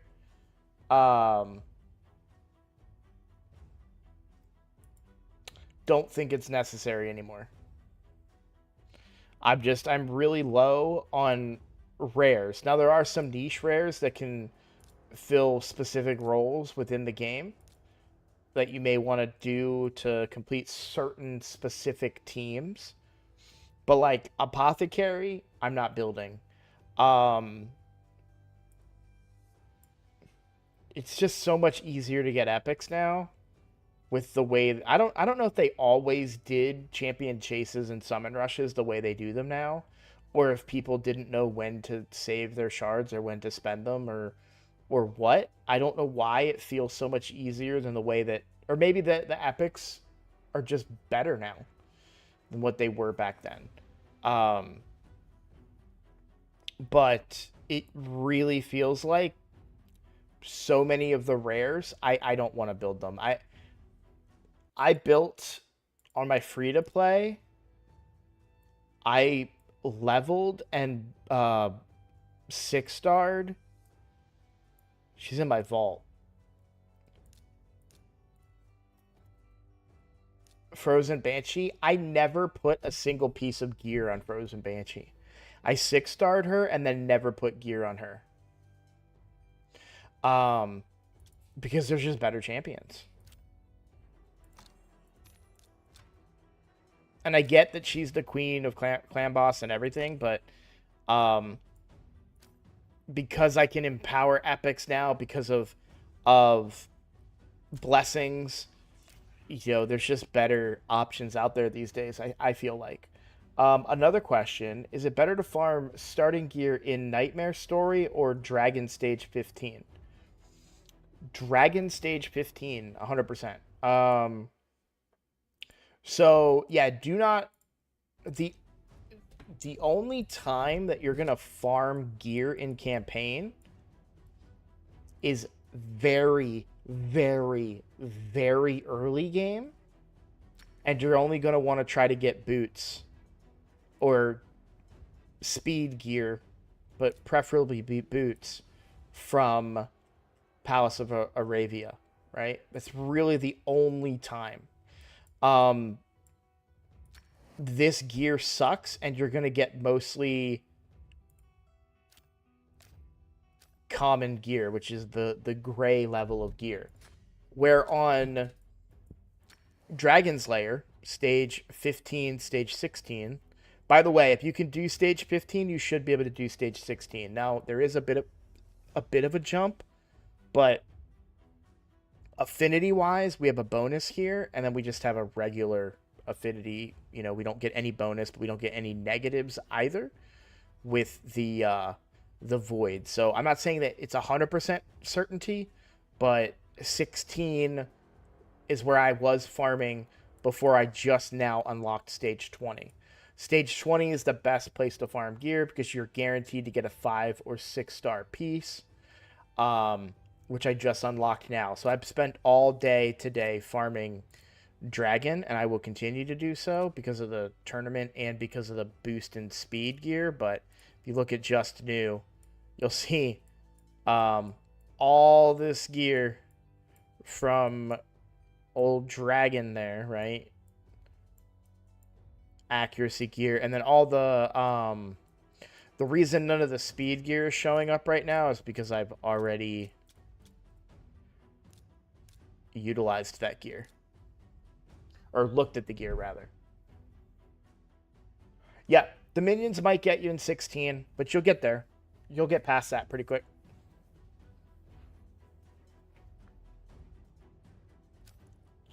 But yeah, I think rares, they're just not worth the investment because you're going to replace them so quickly.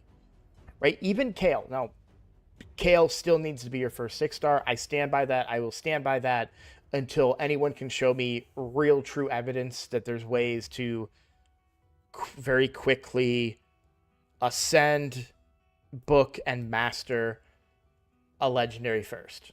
When I see that evidence, I'll change my mind because I think a lot of people 2 years ago would have said that rares are still viable, and I think today they're not. But I can already replace Kale, right? So I already have, where is she?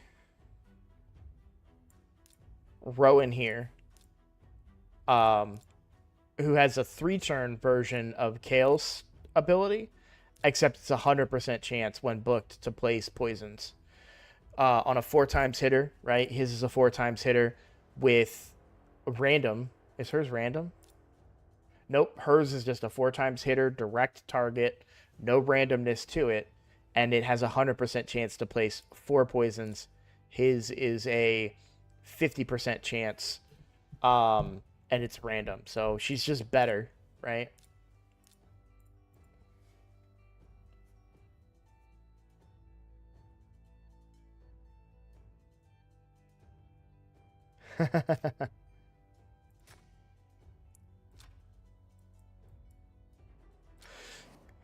Like in the background, the coins all around him, but we use silver in game. I do wonder why we use silver.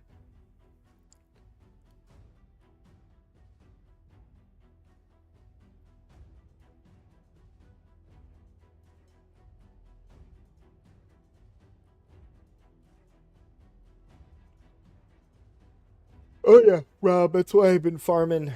That's why I've been farming dragon like crazy. I do want more lifesteal gear as well, but speed gear is so important. I mean, let's take a look at my speed gear now.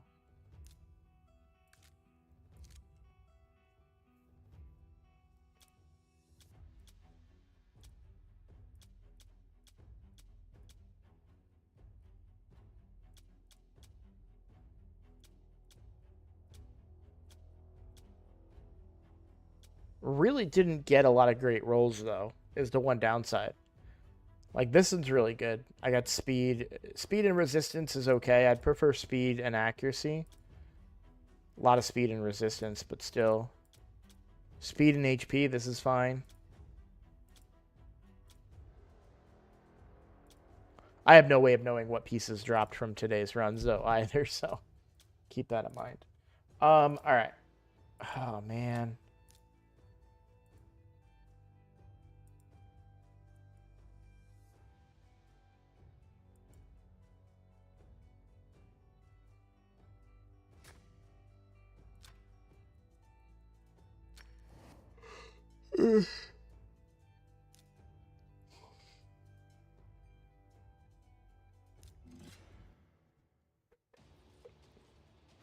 Yeah.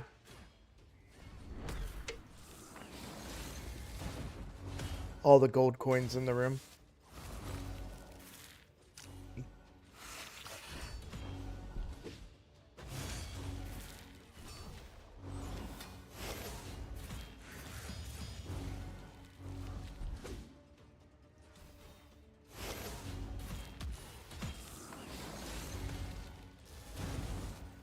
But it's not a fast run.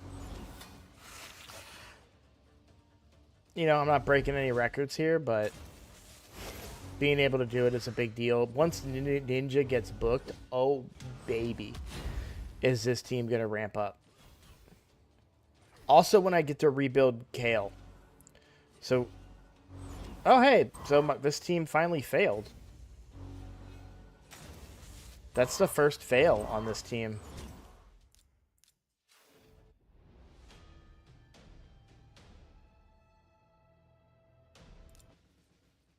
Now I'm actually nervous that somehow I changed something about my team.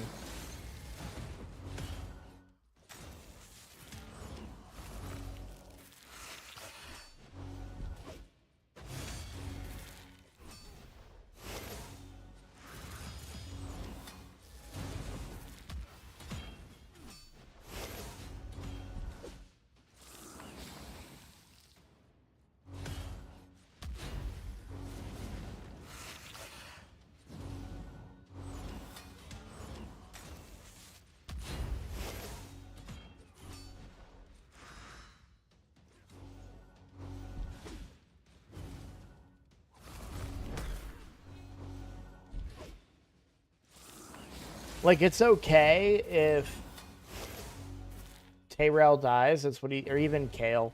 Everyone can die except for Ninja.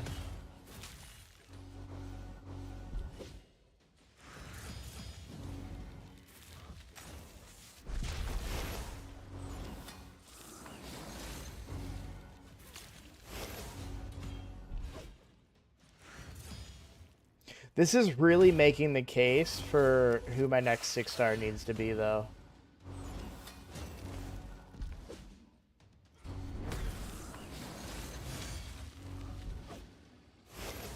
But yeah, the dragon is easy. It's the waves that's the hard part.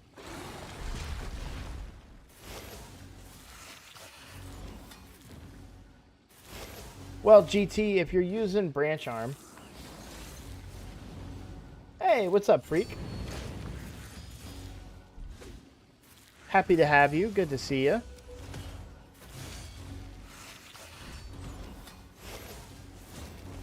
Did you see my shard pulls, freak? So like I probably should sell this, to be honest, but I do like the crit rate. It might help me finish a build on another champion later, but however, branch arm Lysair. Is he a skinwalker? No, then he has to be Sylvan, right? Yeah. I knew he had like the goat skull. That's why I wasn't sure. I thought he might have been Skinwalker, but you have no clue how to build him. Well, places Strengthen on a 4-turn when booked. A shield equal to 20% of this champion's max HP. If you are using him as a shielder, you build him for HP. Plain and simple.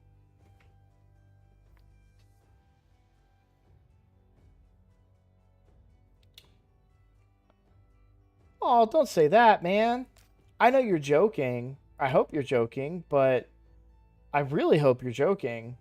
I never want anybody to feel bad about themselves or their accounts. I try to sometimes, and you know, it's the same thing with my daughter. I just literally had this conversation with her today because she's like, well, you know, Daddy, you're my best friend. And I was like, I am your best friend, but I'm also your daddy. Sometimes I have to be mean. And she's like, but you don't have to be mean. And I was like, well, sometimes I have to tell you things that you don't want to hear, right? She's like, yeah. And so, you know, sometimes I gotta be blunt and tell people the stuff that they don't want to hear, but it's only going to help you get better. I hope.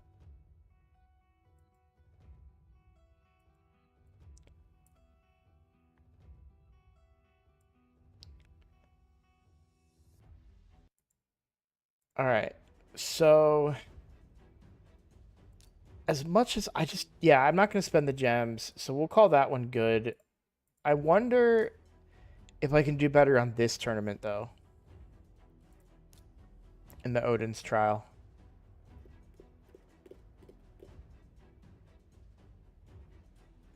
Like, he's been at 4.668 for quite a while. And this guy's held pretty firm at 35.50. I've got a lot of gems on this particular one, right? So let's put a little bit of resources into that. Not what I wanted to click. All right, I don't have any energy there. So we'll buy some. Let's buy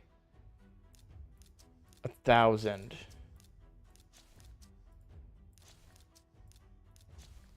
It should be enough.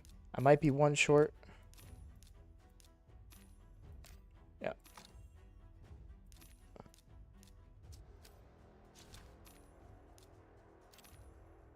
All right. So 1,000 more energy will translate to roughly 1,000 points, a little bit less because this team's not 100%, even on stage 25. So I won't catch this dude, but I might be able to get the Primal Quartz. So we'll run this.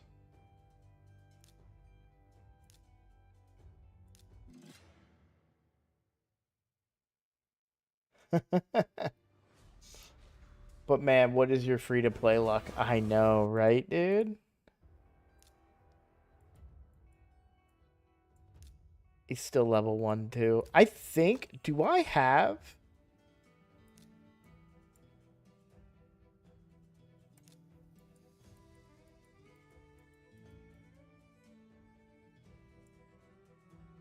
Oh, I have to pick the champion. That's why I'm not seeing this stuff.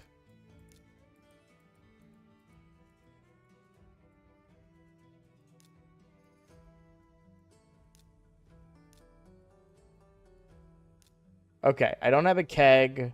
I don't have a feast.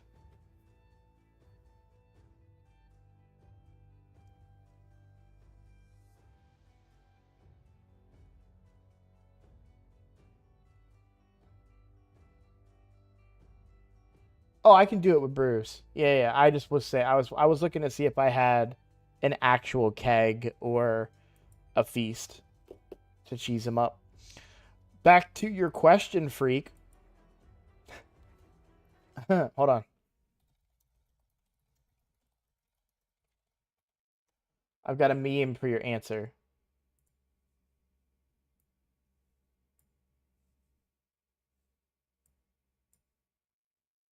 Solution. Could you define not that tough? Just knock some sense into the guy and throw him back where he came from. Easy. How do I breathe in space? That's the neat thing. You don't. 12 minutes. So your question is also, now that everyone is here, I wanted to talk about Dragon hard. I cleared till stage 7, but now the dragon hits really hard. How do I deal with it without Mithrala? He drops my champs to half HP. That's the neat thing. You don't. Look, here's the truth of it. I can't show you, but on my main account, because I'm in the middle, because I decided to run Odin. But dude, I still farm on stage 6 dragon. Do you have better odds at mythicals and legendaries at higher difficulties? Absolutely. Should you be progressing? Absolutely. But just remember, you don't need to push your account to the extremes everywhere. You can build those dedicated farming teams for content in other, in the future, right? You're still farming it on the best place to farm gear and get points for dungeons. And I think that's all you really need to be worried with. I don't think you need, the necessity on your account to push to stage 10 of Dragon, I think is a much lower bar than some of the other areas of the game, right? I can't remember. I know I've done takeovers for you in the past, and I can't remember what your progression is, etc. But you may want to find that progression more so in Doom Tower, Hydra, Cintranos. There's probably better areas of the game to be investing in outside of Dragon for now. Block buffs is huge. Yep.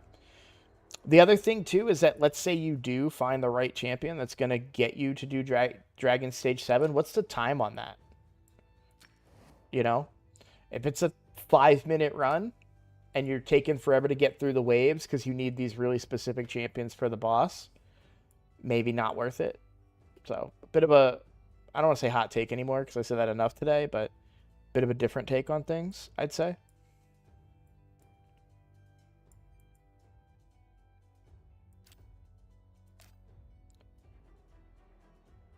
Yeah, I mean, and that is another thing. If you're farming overnight, it doesn't really matter, but I'd be looking for much shorter teams if possible. So maybe farming at a lower stage with a faster farm rate would be better. Like, I could probably push higher levels of Dragon hard on here. Let's find out. So this is my Dragon hard team. I don't know why I did super raids. That was stupid.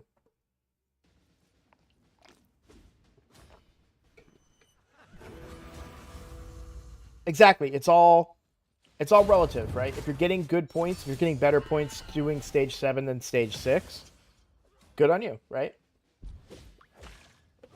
But also think of it in terms of a time thing in some cases too. So for example, Clan v Clan doing stage 6 and stage 7 is the same amount of points.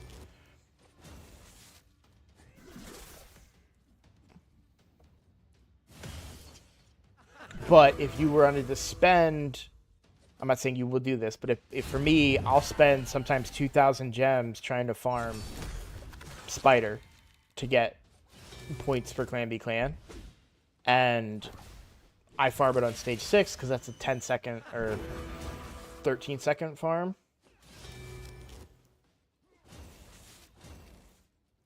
So I can get it done in... I can get my 400,000 points done. Not all 400,000, but I can get what I need to get to 400,000 in 2 hours. What it would take me a whole day to do in other content.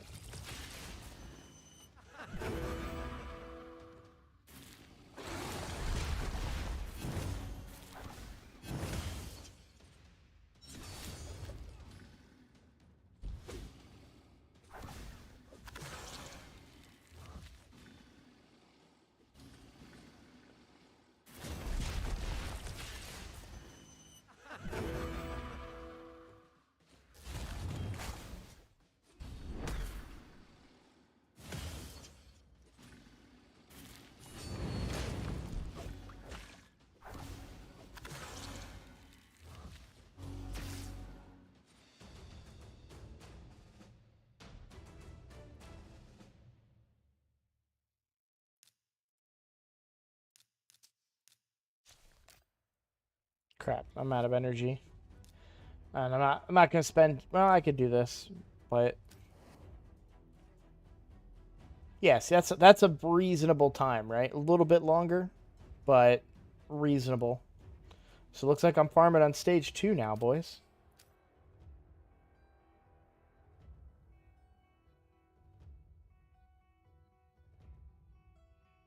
Not serious. I don't know if you've ever seen me talk about it, but stats over sets. I wanted to push higher stages to farm better speed gear from Dragon, Regen, and Savage from other dungeons, because as you might have seen, my gear is either average or mid.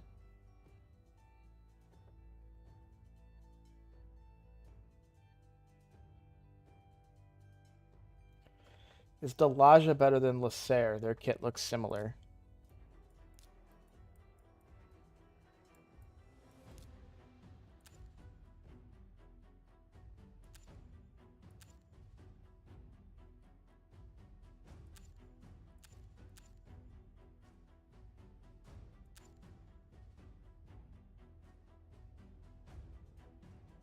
So 30% chance of counter-attacking when ally lizardmen except this champion are attacked.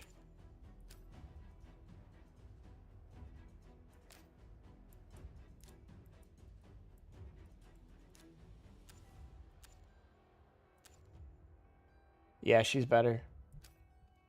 First of all, she's an epic, so she's going to have better stats.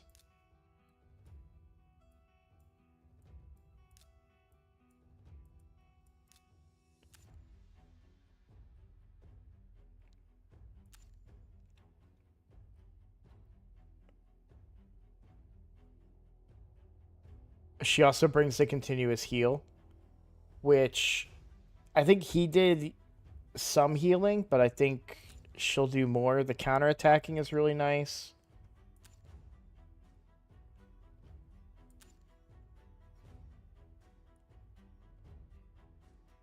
AoE decrease attack, but the poisons is why I think she's better. Because she's bringing poison, so she'll just bring more damage for bosses and such.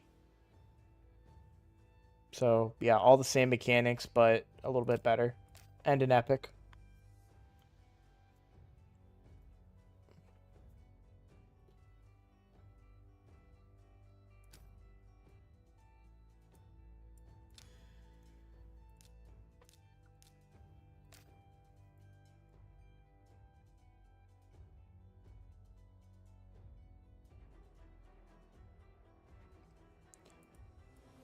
I am the worst about that. I've been thinking about that a lot on my account recently. I am really, really bad about using solo champions to farm both food and dungeons.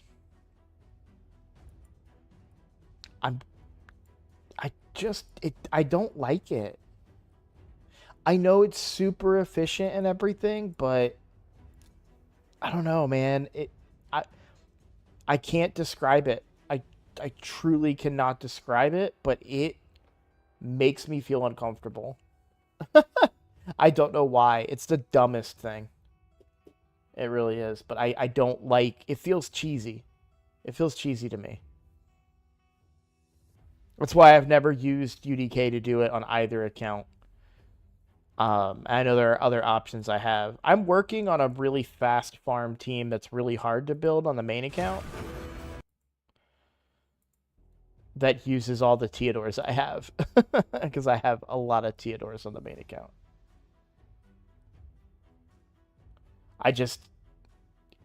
I'm building it, but I'm like going very slow about it.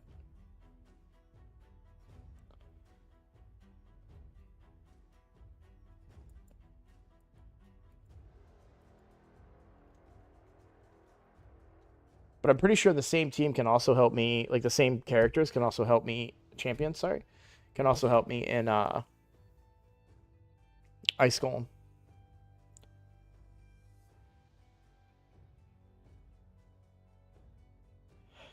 Yeah, I need to finish a Spider 10 team on the main account. I just need to get the speeds right, is really the kicker.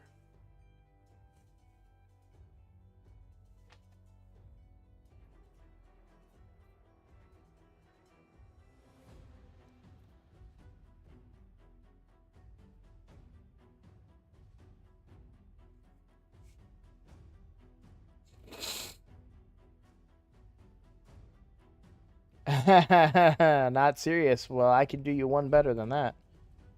All right. I'm gonna at least record this video, and then as soon as I'm done recording this video, I will keep streaming, but I am gonna edit on stream for you guys. I'm gonna edit on stream, and I'm gonna make my thumbnail. I'll do that on stream because I want to hang out with you guys. All right. I don't want to just, dismiss you guys, but I have to get a bunch of stuff done tonight because I go into work early tomorrow and I got to get content uploaded. But I have one more thing to record that I've been meaning to record, and Skydoodle I know will want me to record it. So, and this is you motivated me to record this, not serious. So listen up, please. All right, here we go.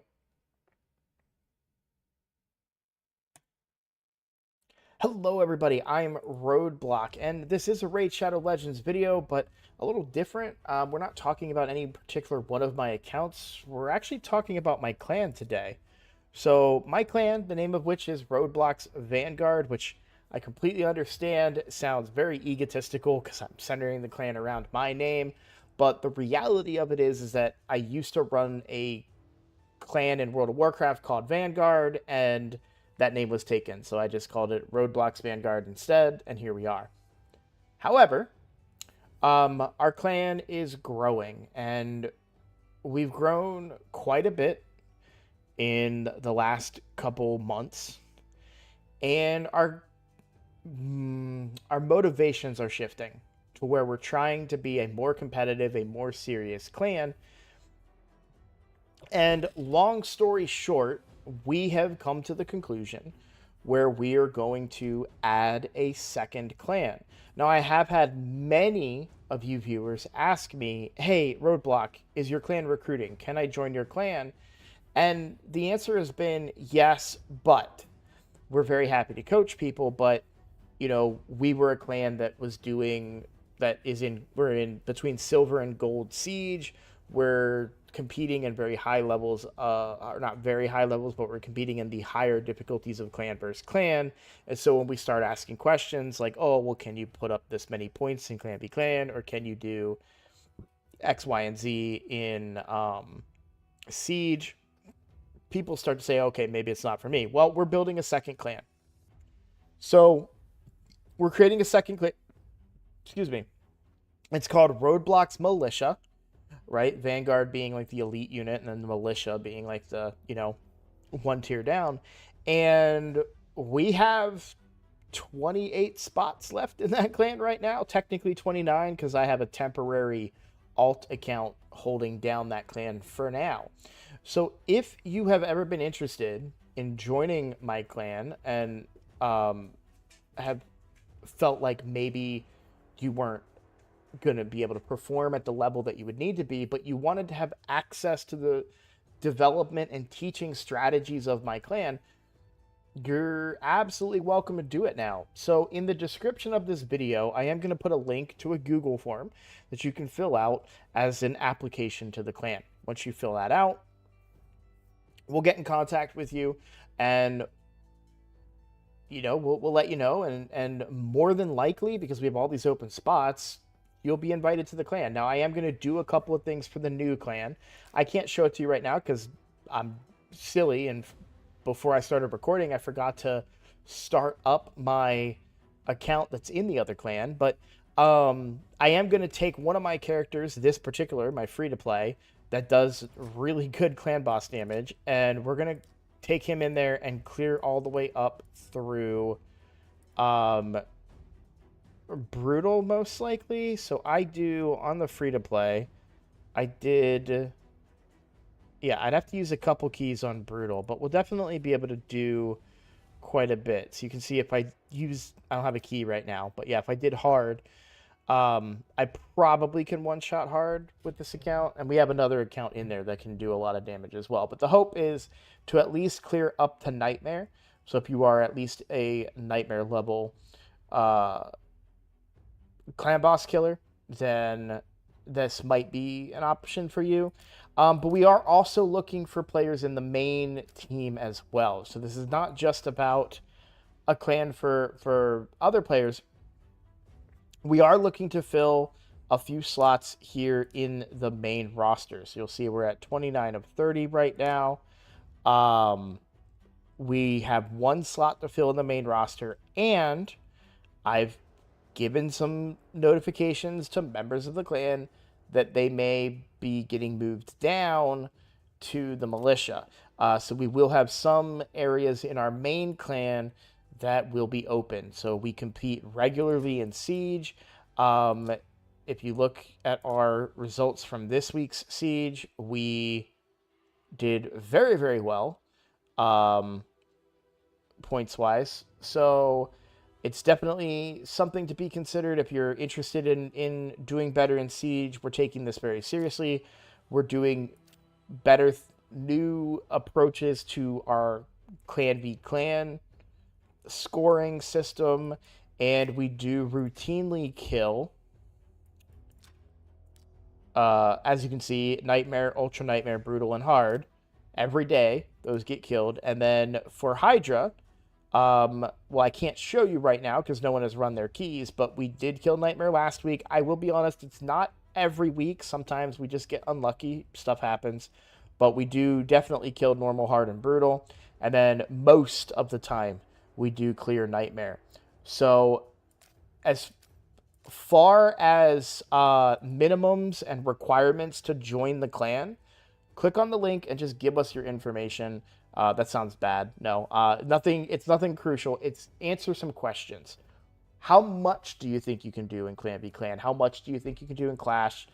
But just be honest, and we're gonna take a look and see. Maybe we're going to put you in Roblox Vanguard, or maybe we put you in the militia to try you out, see what your numbers are, and then move you up. So we are looking to fill out that clan. We would love to have some people that will help us kill Nightmare and Ultra Nightmare down there as well, just so people can maximize their rewards. But it is a bit of an experiment for us. We are just looking to find a way to trial people, because quite frankly, the way I've been recruiting people is either through Reddit or through the YouTube channel. And I've had great luck with people through the YouTube channel, but for the other spots, I do it by promoting the clan, and that usually just gets me somebody that has like really high player power and a really high arena rank, and they never talk in chat, they never talk in Discord. And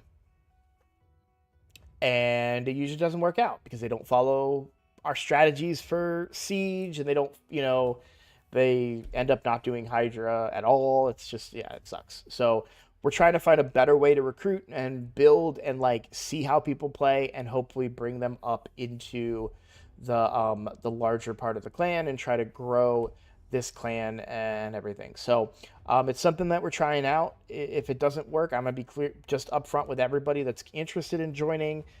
If it doesn't feel right, if it doesn't work out, if we're, if it's just causing more drama and headaches than it should,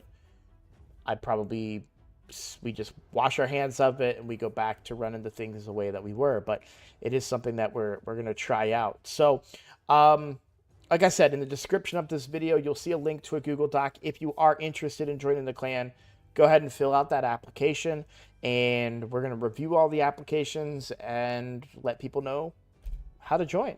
So thanks for watching. Take care, guys. I had no clue how to outro that video.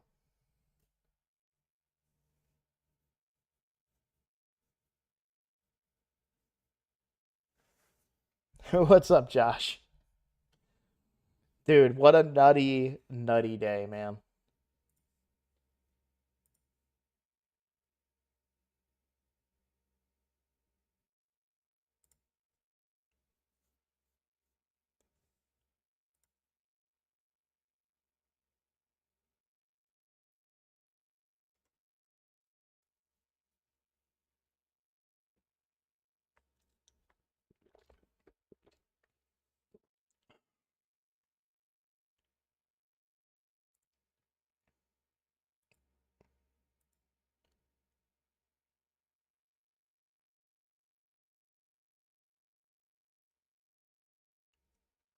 Vodka, weren't you here live for it? How mad were you live?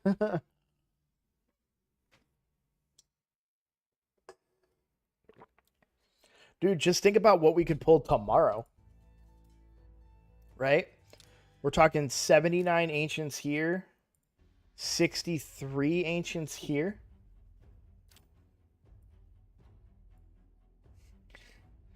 Who's the dude tomorrow? It's the barbarian, right? Gregor?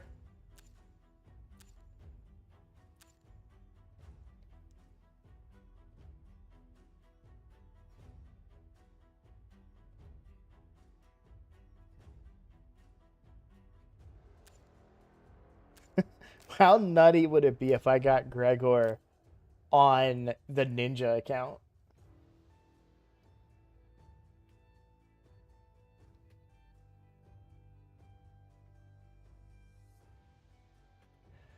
Don't say that, Josh.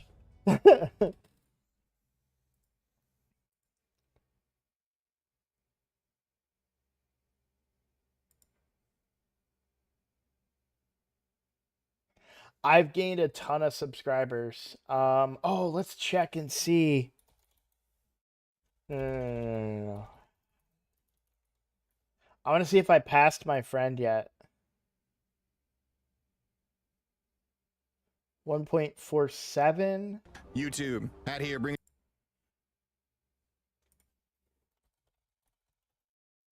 And I'm 1.46. I've almost passed my friend. I'm very excited about that.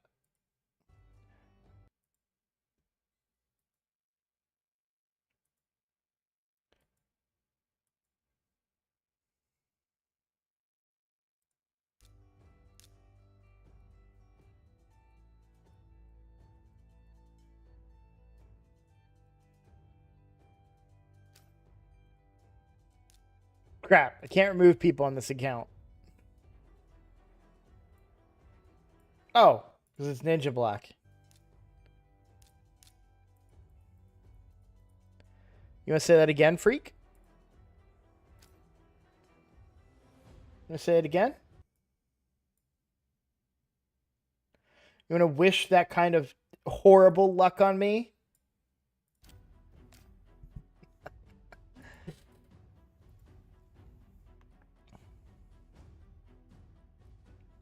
All right. We're gonna make a thumbnail. I know this isn't gonna be good content.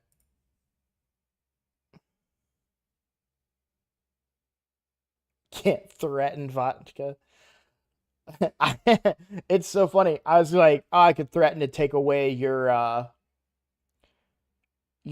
moderator privileges, but the reality is that you never even asked to be a mod. I just chose to do it. I was just like, nah, vodka, he's a moderator. I'm gonna make him be a moderator now.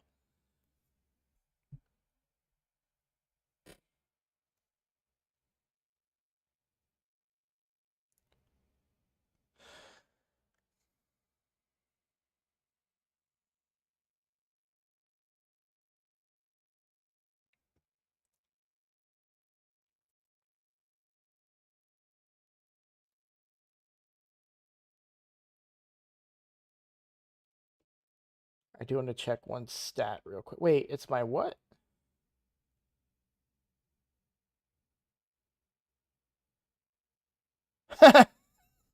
Twitch says I'm 2 weeks away from my affiliate streamerversary. Haven't streamed on there in like a year.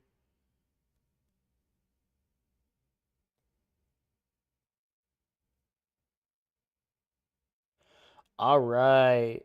Nice.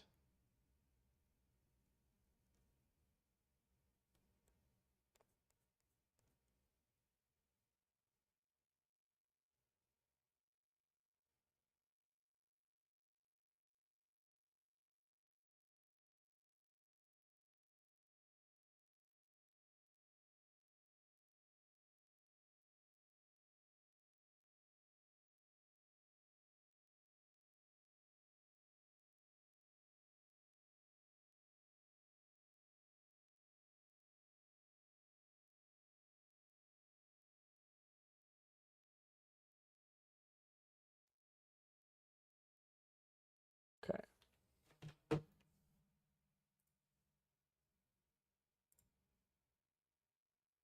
Ooh, I'm shaking in my boots. Dude, I've never even built Packmaster or Scored or any of those guys. I think I'm, especially with everything I'm doing, I think I need to reassess. Uh by the way, I'll give away my last referral account to your community to help on the new clan. It's got 3 levels to go and should be prioritized to someone without ninja.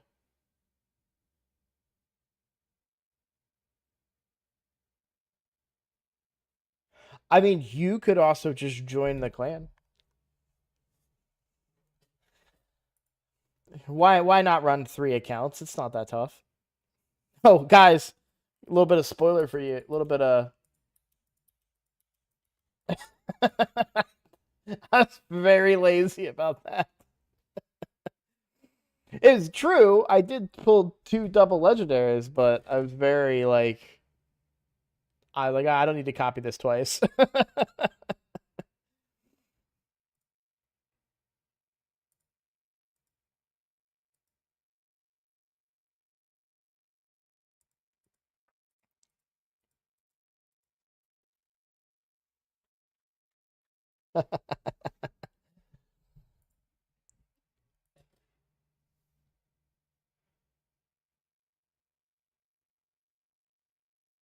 Okay, so this is for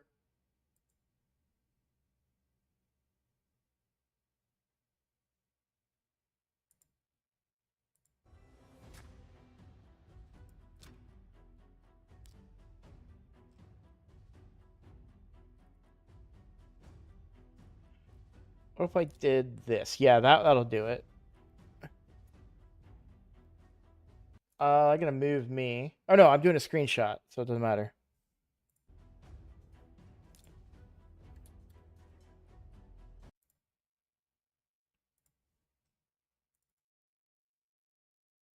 Eh,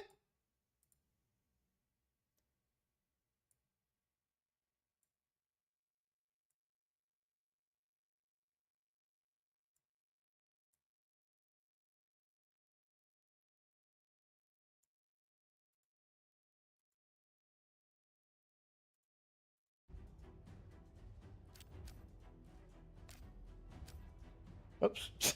I'm sitting here trying to back up to the Canva.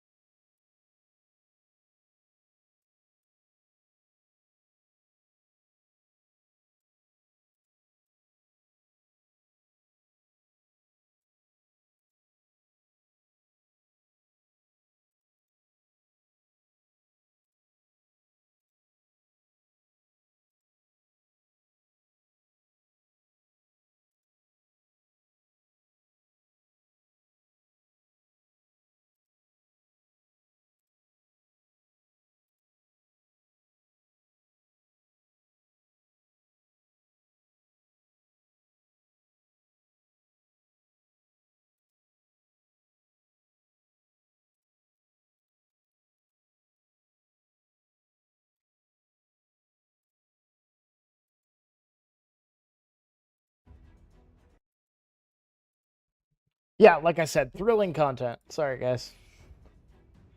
I gotta get it done.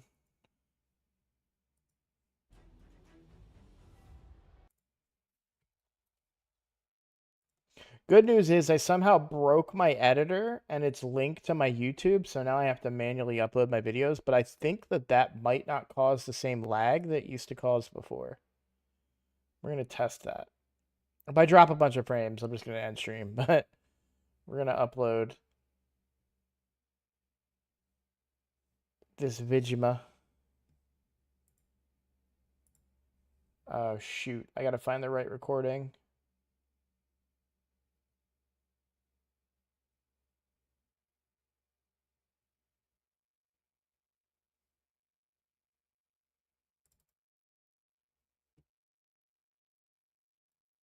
Hello, everybody. I'm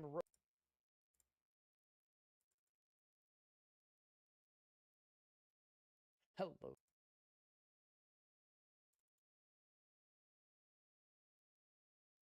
Hello, everybody. I'm Mindset Blessing. However,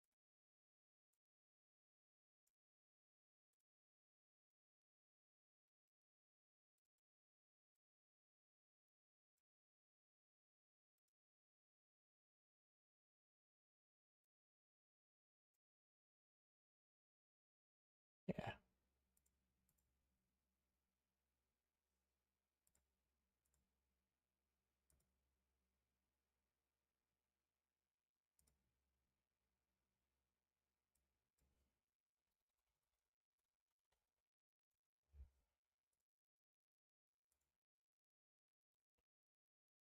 No, I don't think there's anything bad here. It's fine. I'll leave that up.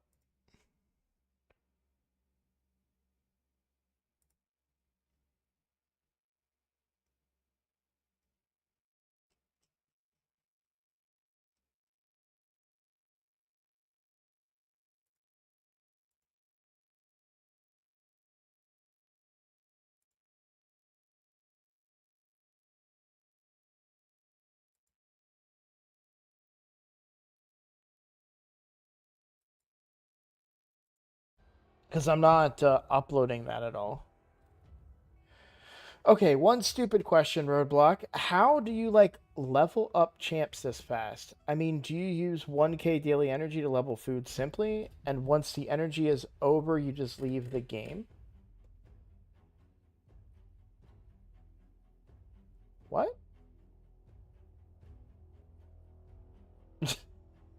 Okay. Let's just answer the question, because the I understand the question. What I don't understand is the part that came after the question. I mean, I got like 5 to 7 champs that are good and will help me if I level them up, like Ugo, Venomage, Taragi, Galkabar, Corvus, Thor, Vizix, and a few. So it's very, very, very simple. This is how I do it. There's probably a more efficient way to do it than this. Ignore this. This was because of the thing, right?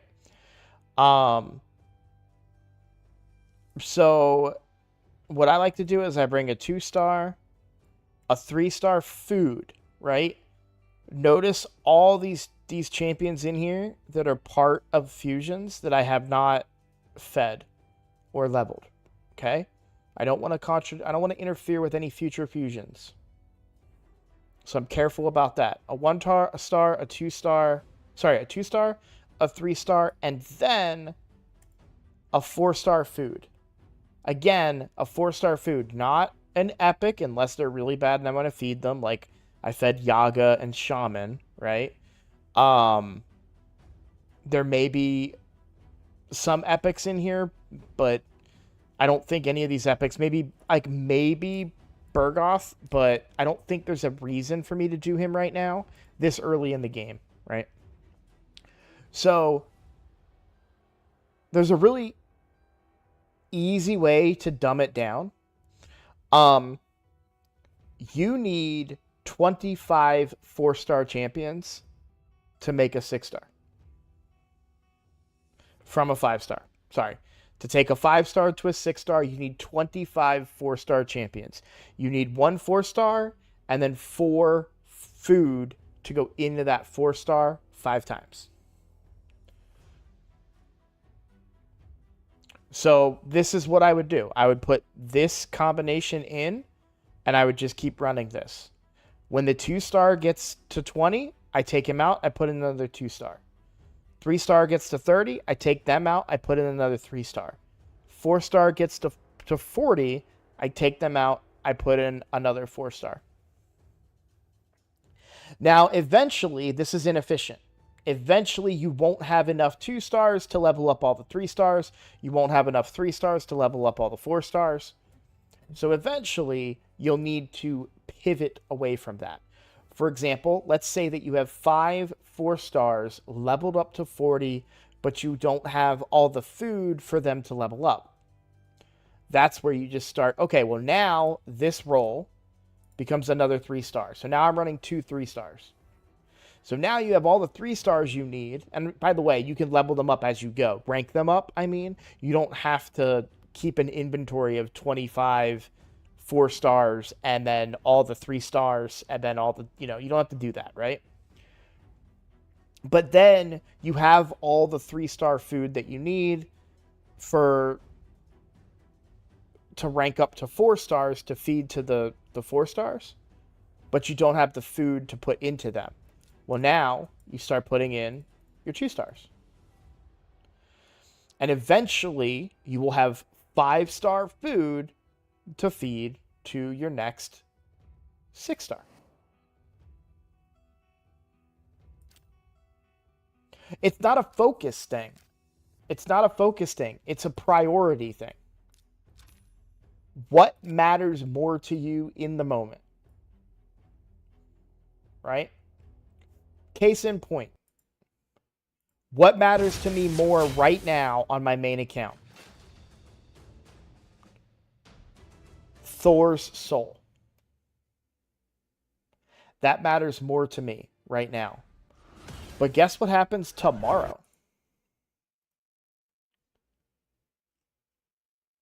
A champion training event for points to get Thor's soul.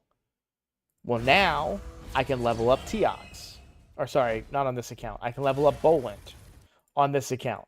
On the free-to-play, I can level up Teox. I can level up the champions that I want to level up.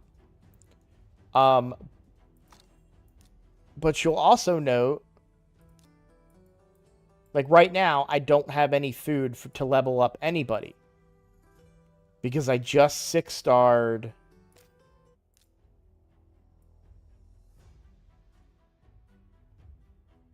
That's right. So, priorities again. I am building a Phantom Shogun's Grove team. Right? That's my priority right now. So even Teox, as much as I want to level him, that's why I was looking to see if I had feasts and kegs. This is still the priority. I need Gnarlhorn to be 6 stars. Still. But I need food for him, so that's what I need to level for him. So it's all about priorities. What do you need more at that time?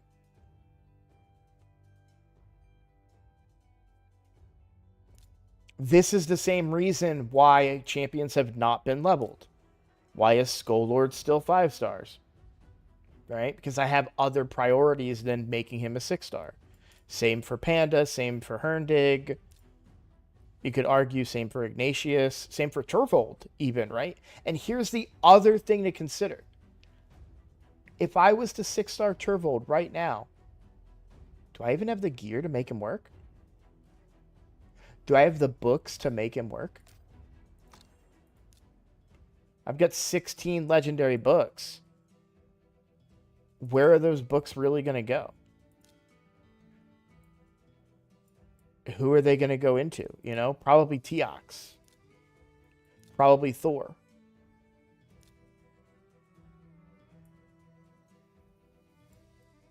They could also go into Turvold. Then you ask yourself, does Turvold need the books? Or can I use him at 60 without books, right? It's all, like I say, one champion at a time. You gave me a list of 5 to 7 champions. Who benefits your account the most right now? For me, on this particular account, who's going to benefit me the most? Well, because I have a priority of creating a new team to do Phantom Shogun's Grove,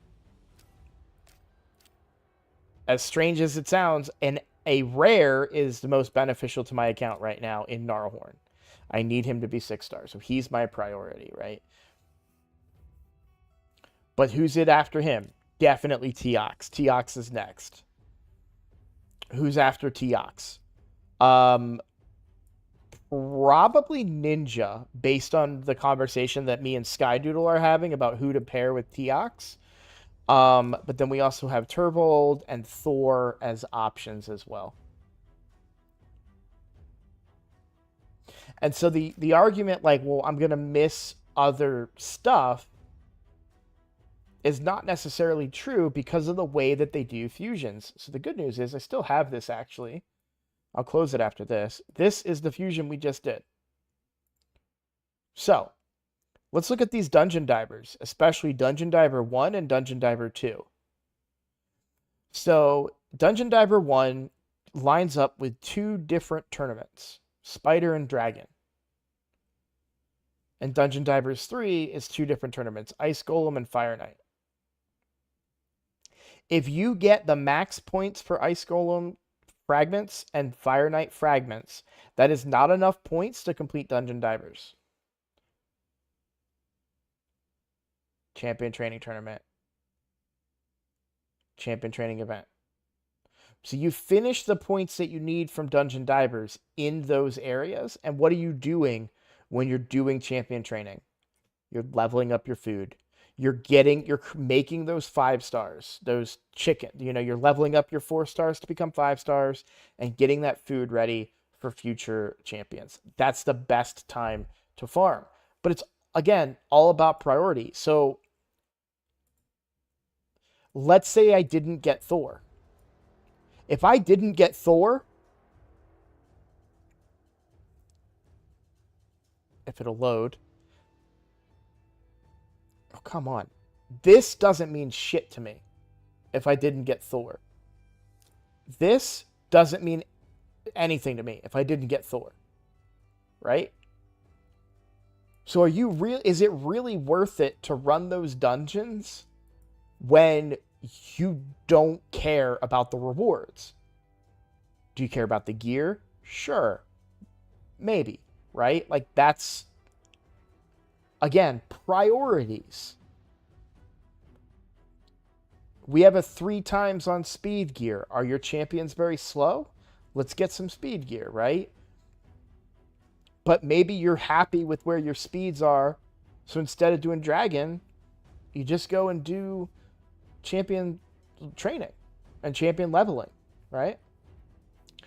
And then, but maybe it's a tournament for Sand Devil, and you'd really want to get the chance to pull shards for Sand Devil.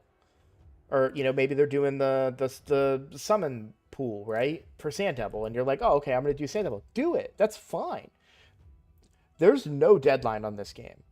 This isn't, you know, there's no back end of the game that's telling you, oh, you need to have it done before I catch you, right? It doesn't matter if it takes you 3 years or takes you 3 weeks to complete content in this game. You have however long it takes you. So you don't have to put a timer on your back. You don't have to put pressure on yourself.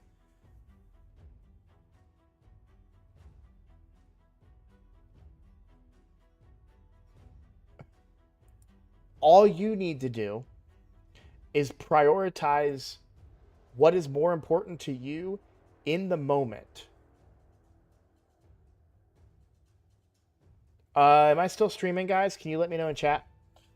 I'm getting an error.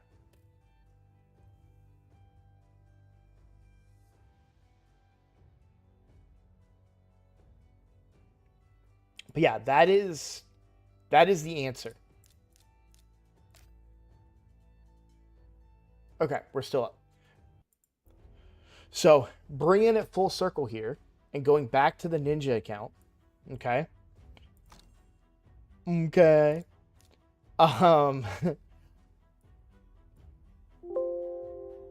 What I want more than anything right now is a new 6-star. But we're pulling shards tomorrow. So right now, my options are Hefrak, Tayrel, and Herndig. What if I pull Geomancer tomorrow? What if I pull Rector Draftbar? What if I pull a Duchess or a Pythion or a Newt? Right? And so this patience also benefits you because you could end up getting somebody better. Again, bringing back to the free to play. And there's some debate now. I'm reading chat between Ninja or Turvold to pair with Teox, but everyone's in agreement that Teox. But 2 days ago, Teox was not my next 6-star. It was going to be Turvold or maybe Thor. Who knows what we pull tomorrow? We could pull somebody that might even be better than Teox. By the way, who could we pull that would be really, really good tomorrow? Nekmothar would be really, really good. I'd like Nekmothar. I'd like Fushan, please. And I'd actually like Draco. I would not be upset at Draco.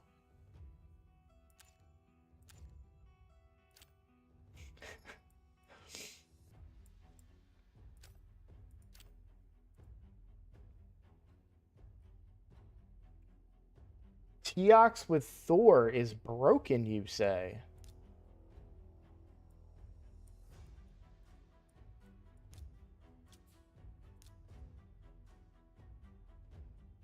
Oh, another thing. Freak, while you're still here. The other thing I wanted to say too is that every single day you get a quest to beat either campaign boss 3 times or run campaign 7 times. right? So every day I do that, I'm coming in here and I'm either running stage 3 or I'm running stage 7 to complete that quest, but I'm still making sure that I'm bringing food the way that I do. By the way, look, this is just evidence to what I'm saying. I have a 2-star, a 3-star, and a 4-star. And I just keep doing that. I hope that helps. Look at... Oh, yeah. I was going to ask you about that. No, I did ask about that, didn't I? Didn't I ask in the video?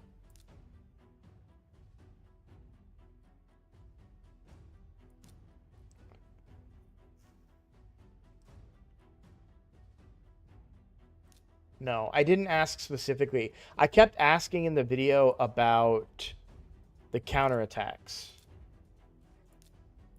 So if he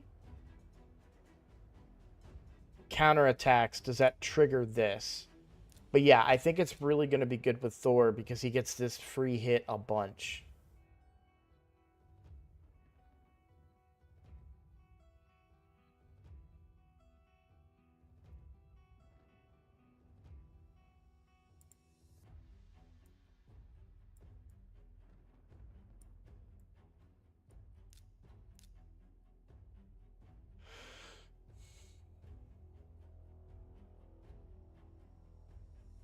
But it's not a real counterattack because it's one fact. I'm not arguing with you because I don't think it would work.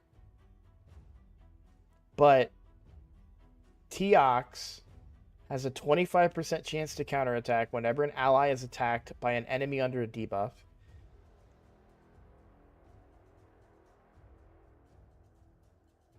And when he does that, his A1 says the ally with the highest crit damage will team up and join the attack. The ally joining the attack will use their default skill. So I don't know. I mean, I believe it doesn't because that sounds really broken. But regardless, getting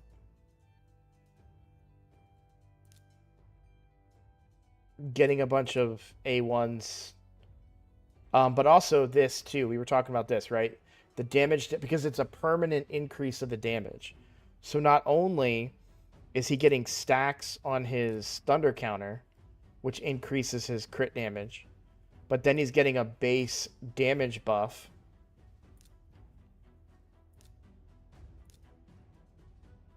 The damage dealt by this champion and the ally joining the attack will be increased by 10% for each debuff on the target. Stacks up to 100%. So we're going to double Thor's damage anyways.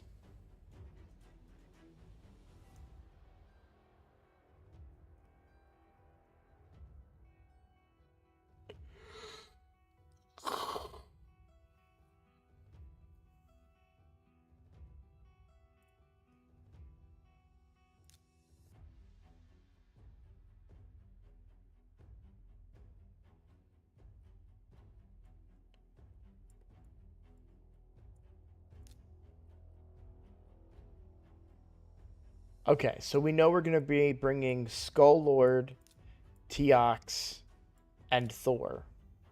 Because I do agree. I thought this would be really strong, and you're just confirming that for me.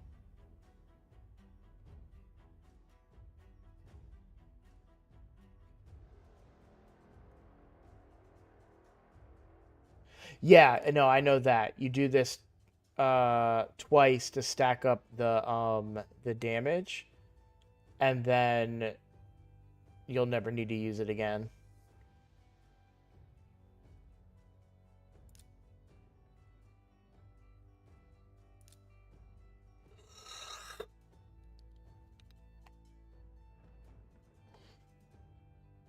But I do think this A1 also works similarly to like the A1s of Fushan and the like. So that repeated attack will happen when he joins Teox. I thought about this combo, and I'm glad to hear somebody confirm it because I was very intrigued by it a bunch.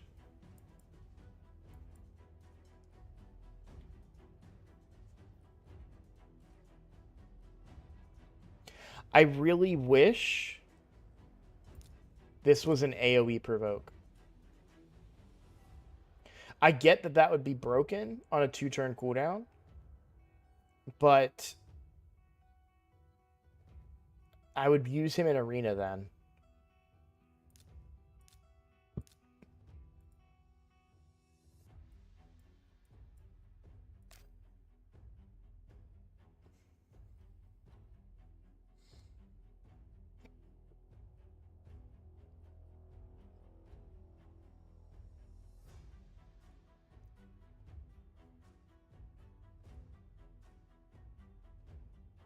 Wait, sorry.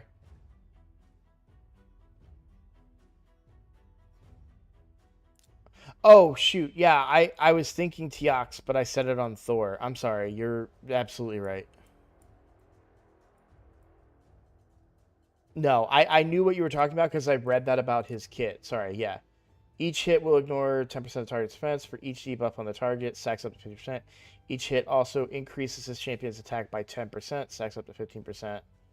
You're talking about the fact that once you stack up to 15... Wait, no.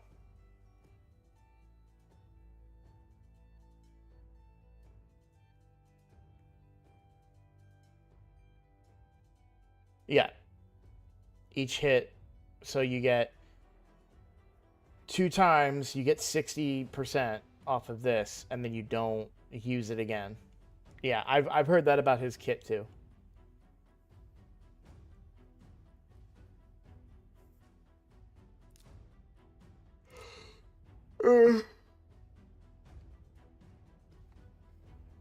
Skull Lord was in your arena defense. Oh, and I'm sorry to say that our friendly our boy has been your boy rather has been bumped down another peg.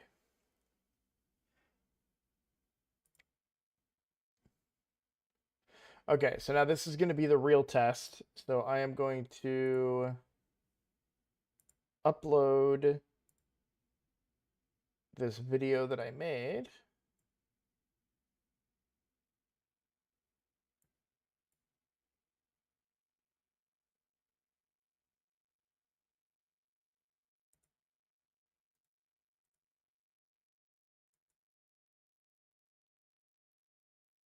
I love how much people show up for the streams, man. Y'all are really making like so before I released this shard pull video that I did, I got really low because I wasn't making content.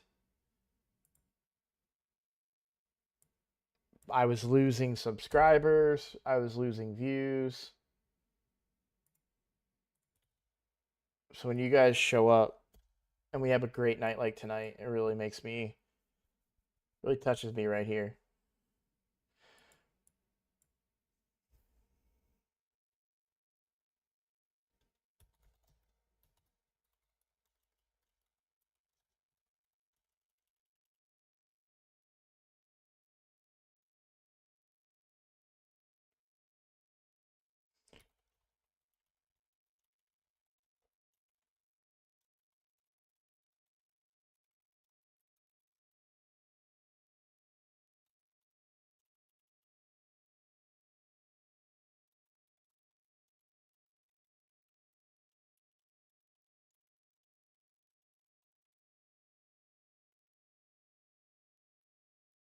Okay.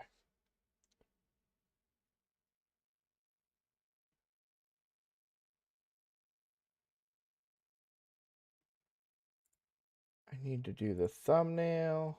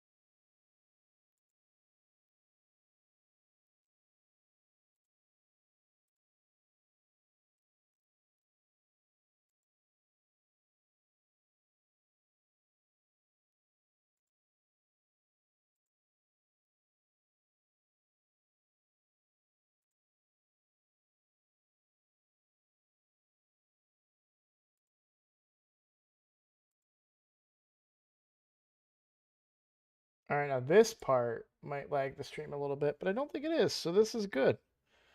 Actually, I can start uploading videos now while we're streaming, which is better than the way I was doing it before.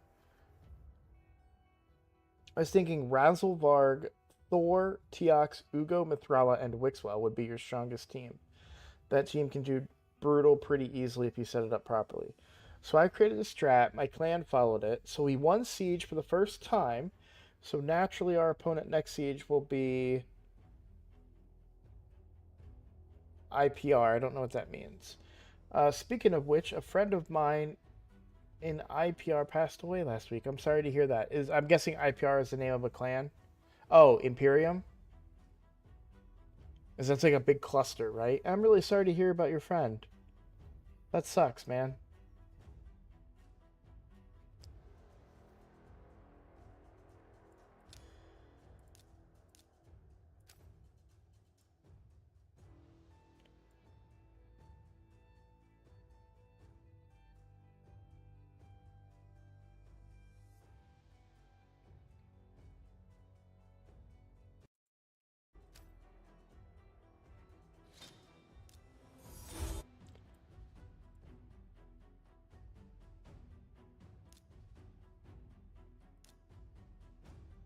Yeah.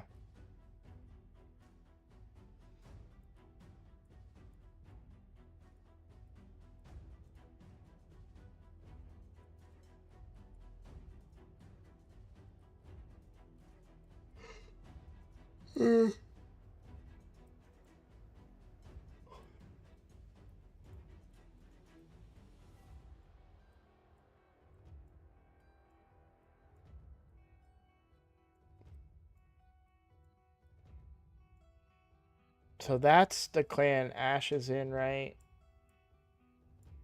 And then this is the clan that Hell Hades is in, I think, right? And I think in this clan, isn't it Drakh in this clan? Yep.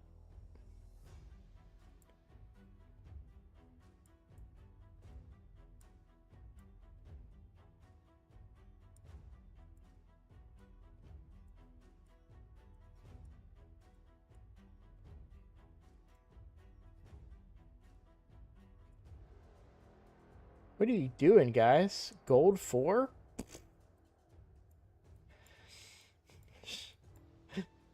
It's such a shitty thing to say.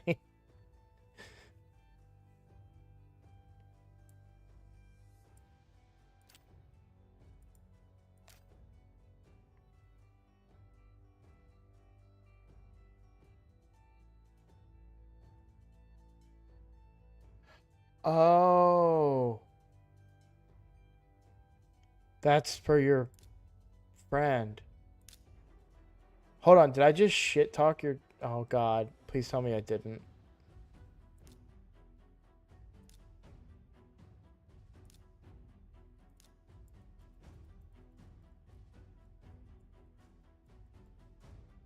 Where are the two people that were gold 4 that I made fun of? I'm really freaking out. Okay, it was these two. All right, cool.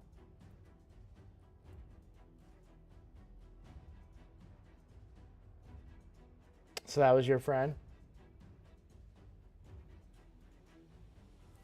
No, I think Ash is in Mad.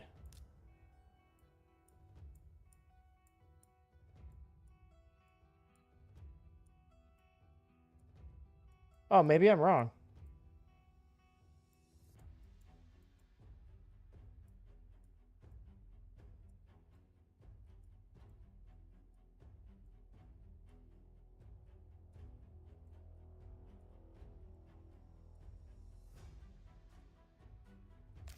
Oh, Rise. Okay. Isn't there a content creator in Mad?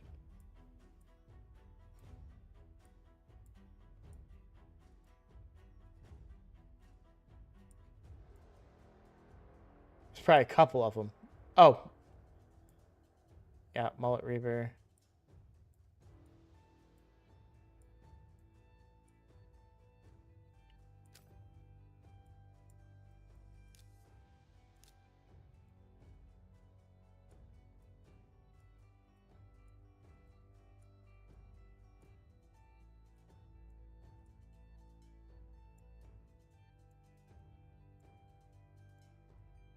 I guess I was wrong about some of these unless they're in um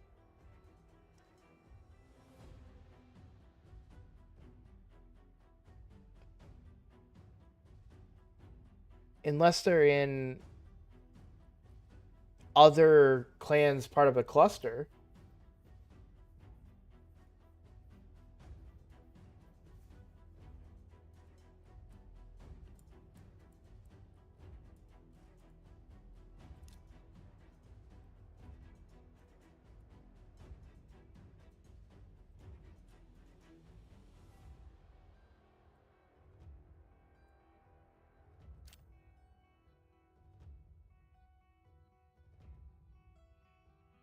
Gotcha.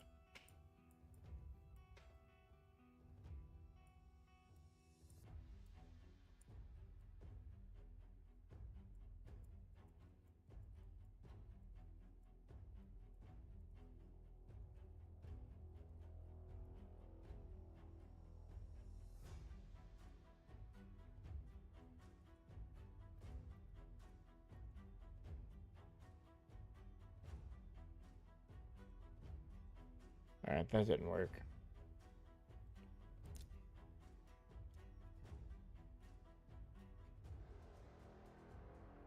That's what I was, yeah. Gotcha.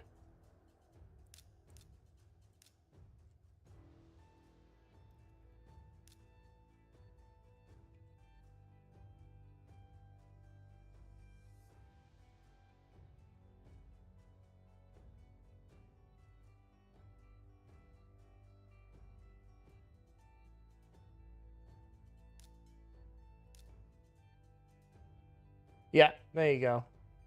So there's Ash.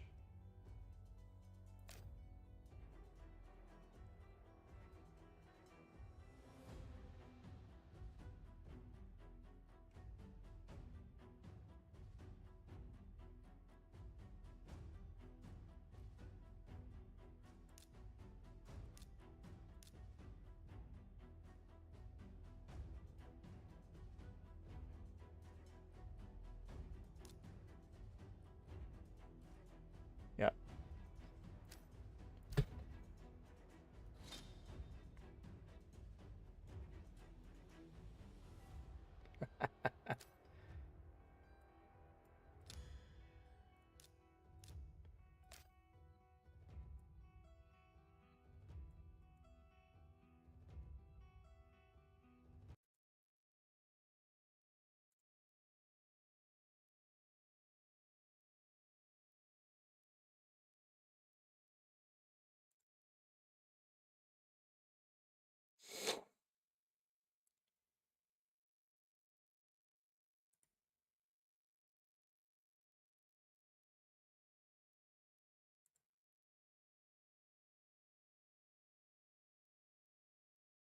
I can't wait till my stuff refreshes and I find out how many actual subscribers I gained from my content today.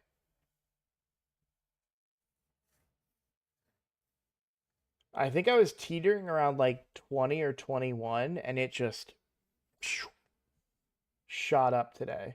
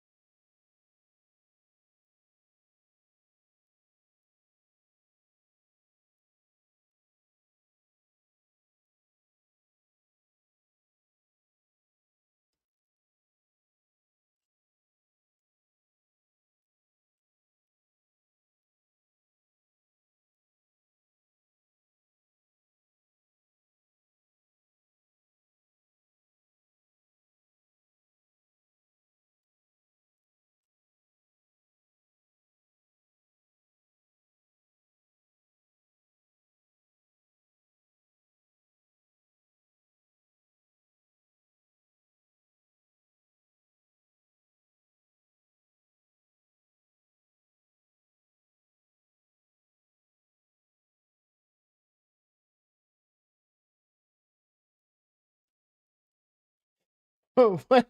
I just watched this a million times. Look at this awkward interaction. I don't know if anybody's a football fan or not. 1 yards all of last season. Twice. It looks like he like stares him down, dude. I watched that like way too many times. I just happen to be looking at stats and stuff. Um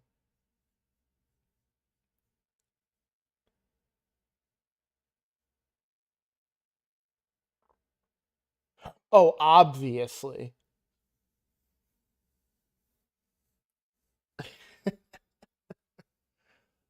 Oh man. It's so crazy if vodka was to join the Vanguard and how much you would put us on the map. Just you. I it's just like I had a really I'm gonna let the intrusive thought win for a second and say that Mr. knows everybody in Raid Shadow Legends, and you know, what have you done for me? Where get these guys to watch me. I know you probably do, which is why I'm joking about it.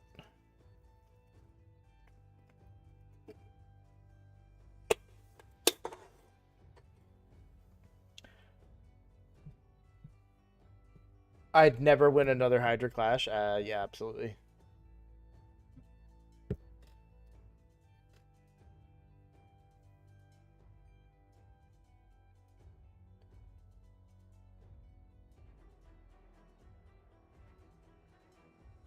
I love how I called this a short stream tonight, and I've gone very long.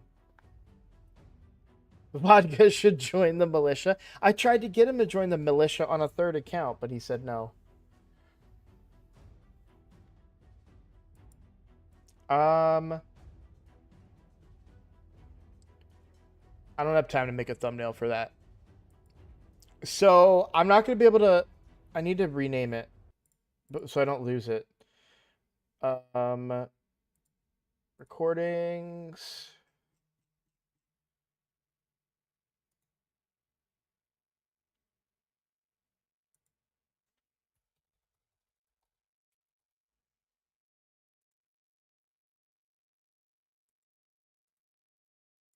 Okay. So I renamed the recruitment bid so I don't lose it in my stockpile of videos.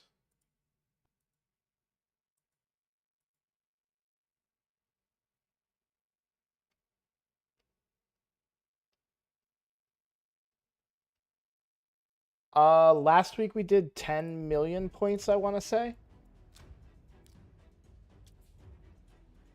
Sorry, 10 billion.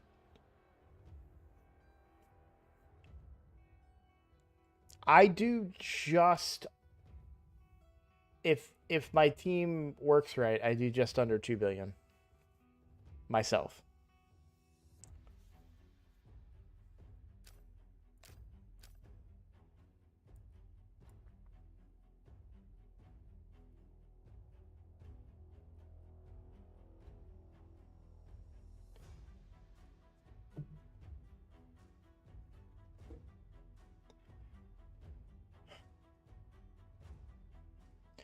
Damn it. Vodka, I had an idea for content with you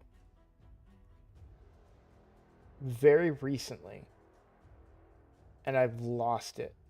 I have forgot what I wanted to do.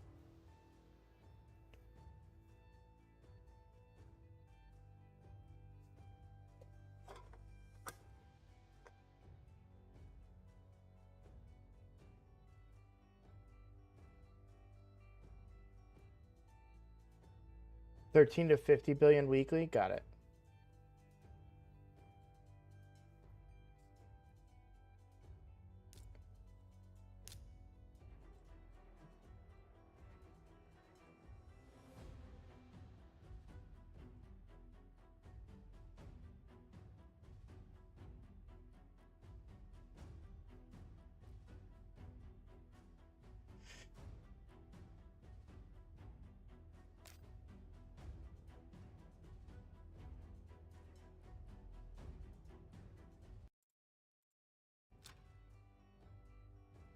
Shit.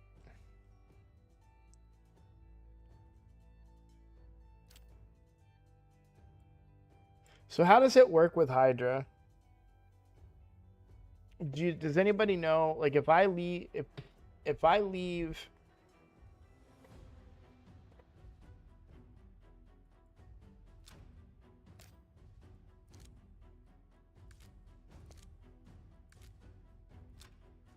because I can't, I don't want to spend gems.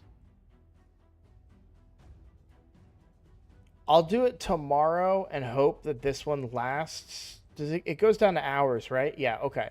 So I have more than 24 hours on this. So tomorrow, Sky, I won't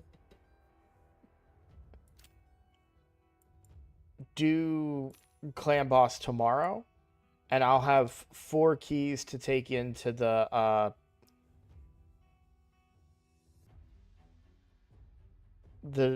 militia clan. Like, I'll have these extra 2 keys to use, and then I'll have the keys I generate. So I'll have a total of 6 keys if I keep them in the clan overnight. Yeah, tomorrow I'm pulling shards. I didn't talk about that. Or no, I did talk about that. But yeah, I'm pulling ancients tomorrow. Rob, if you want to come hang out, we're going to be hopefully getting something good.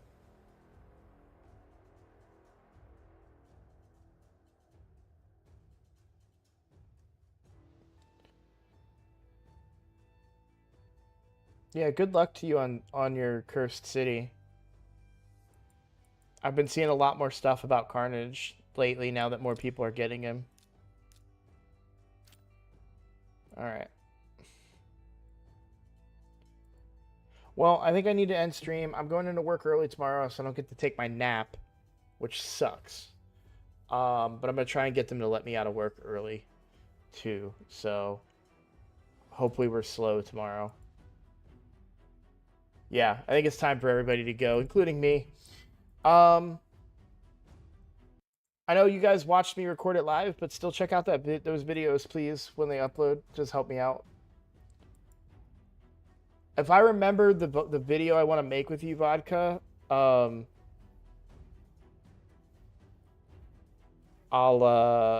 reach out. I feel like it had something to do with me doing it, like looking at your accounts.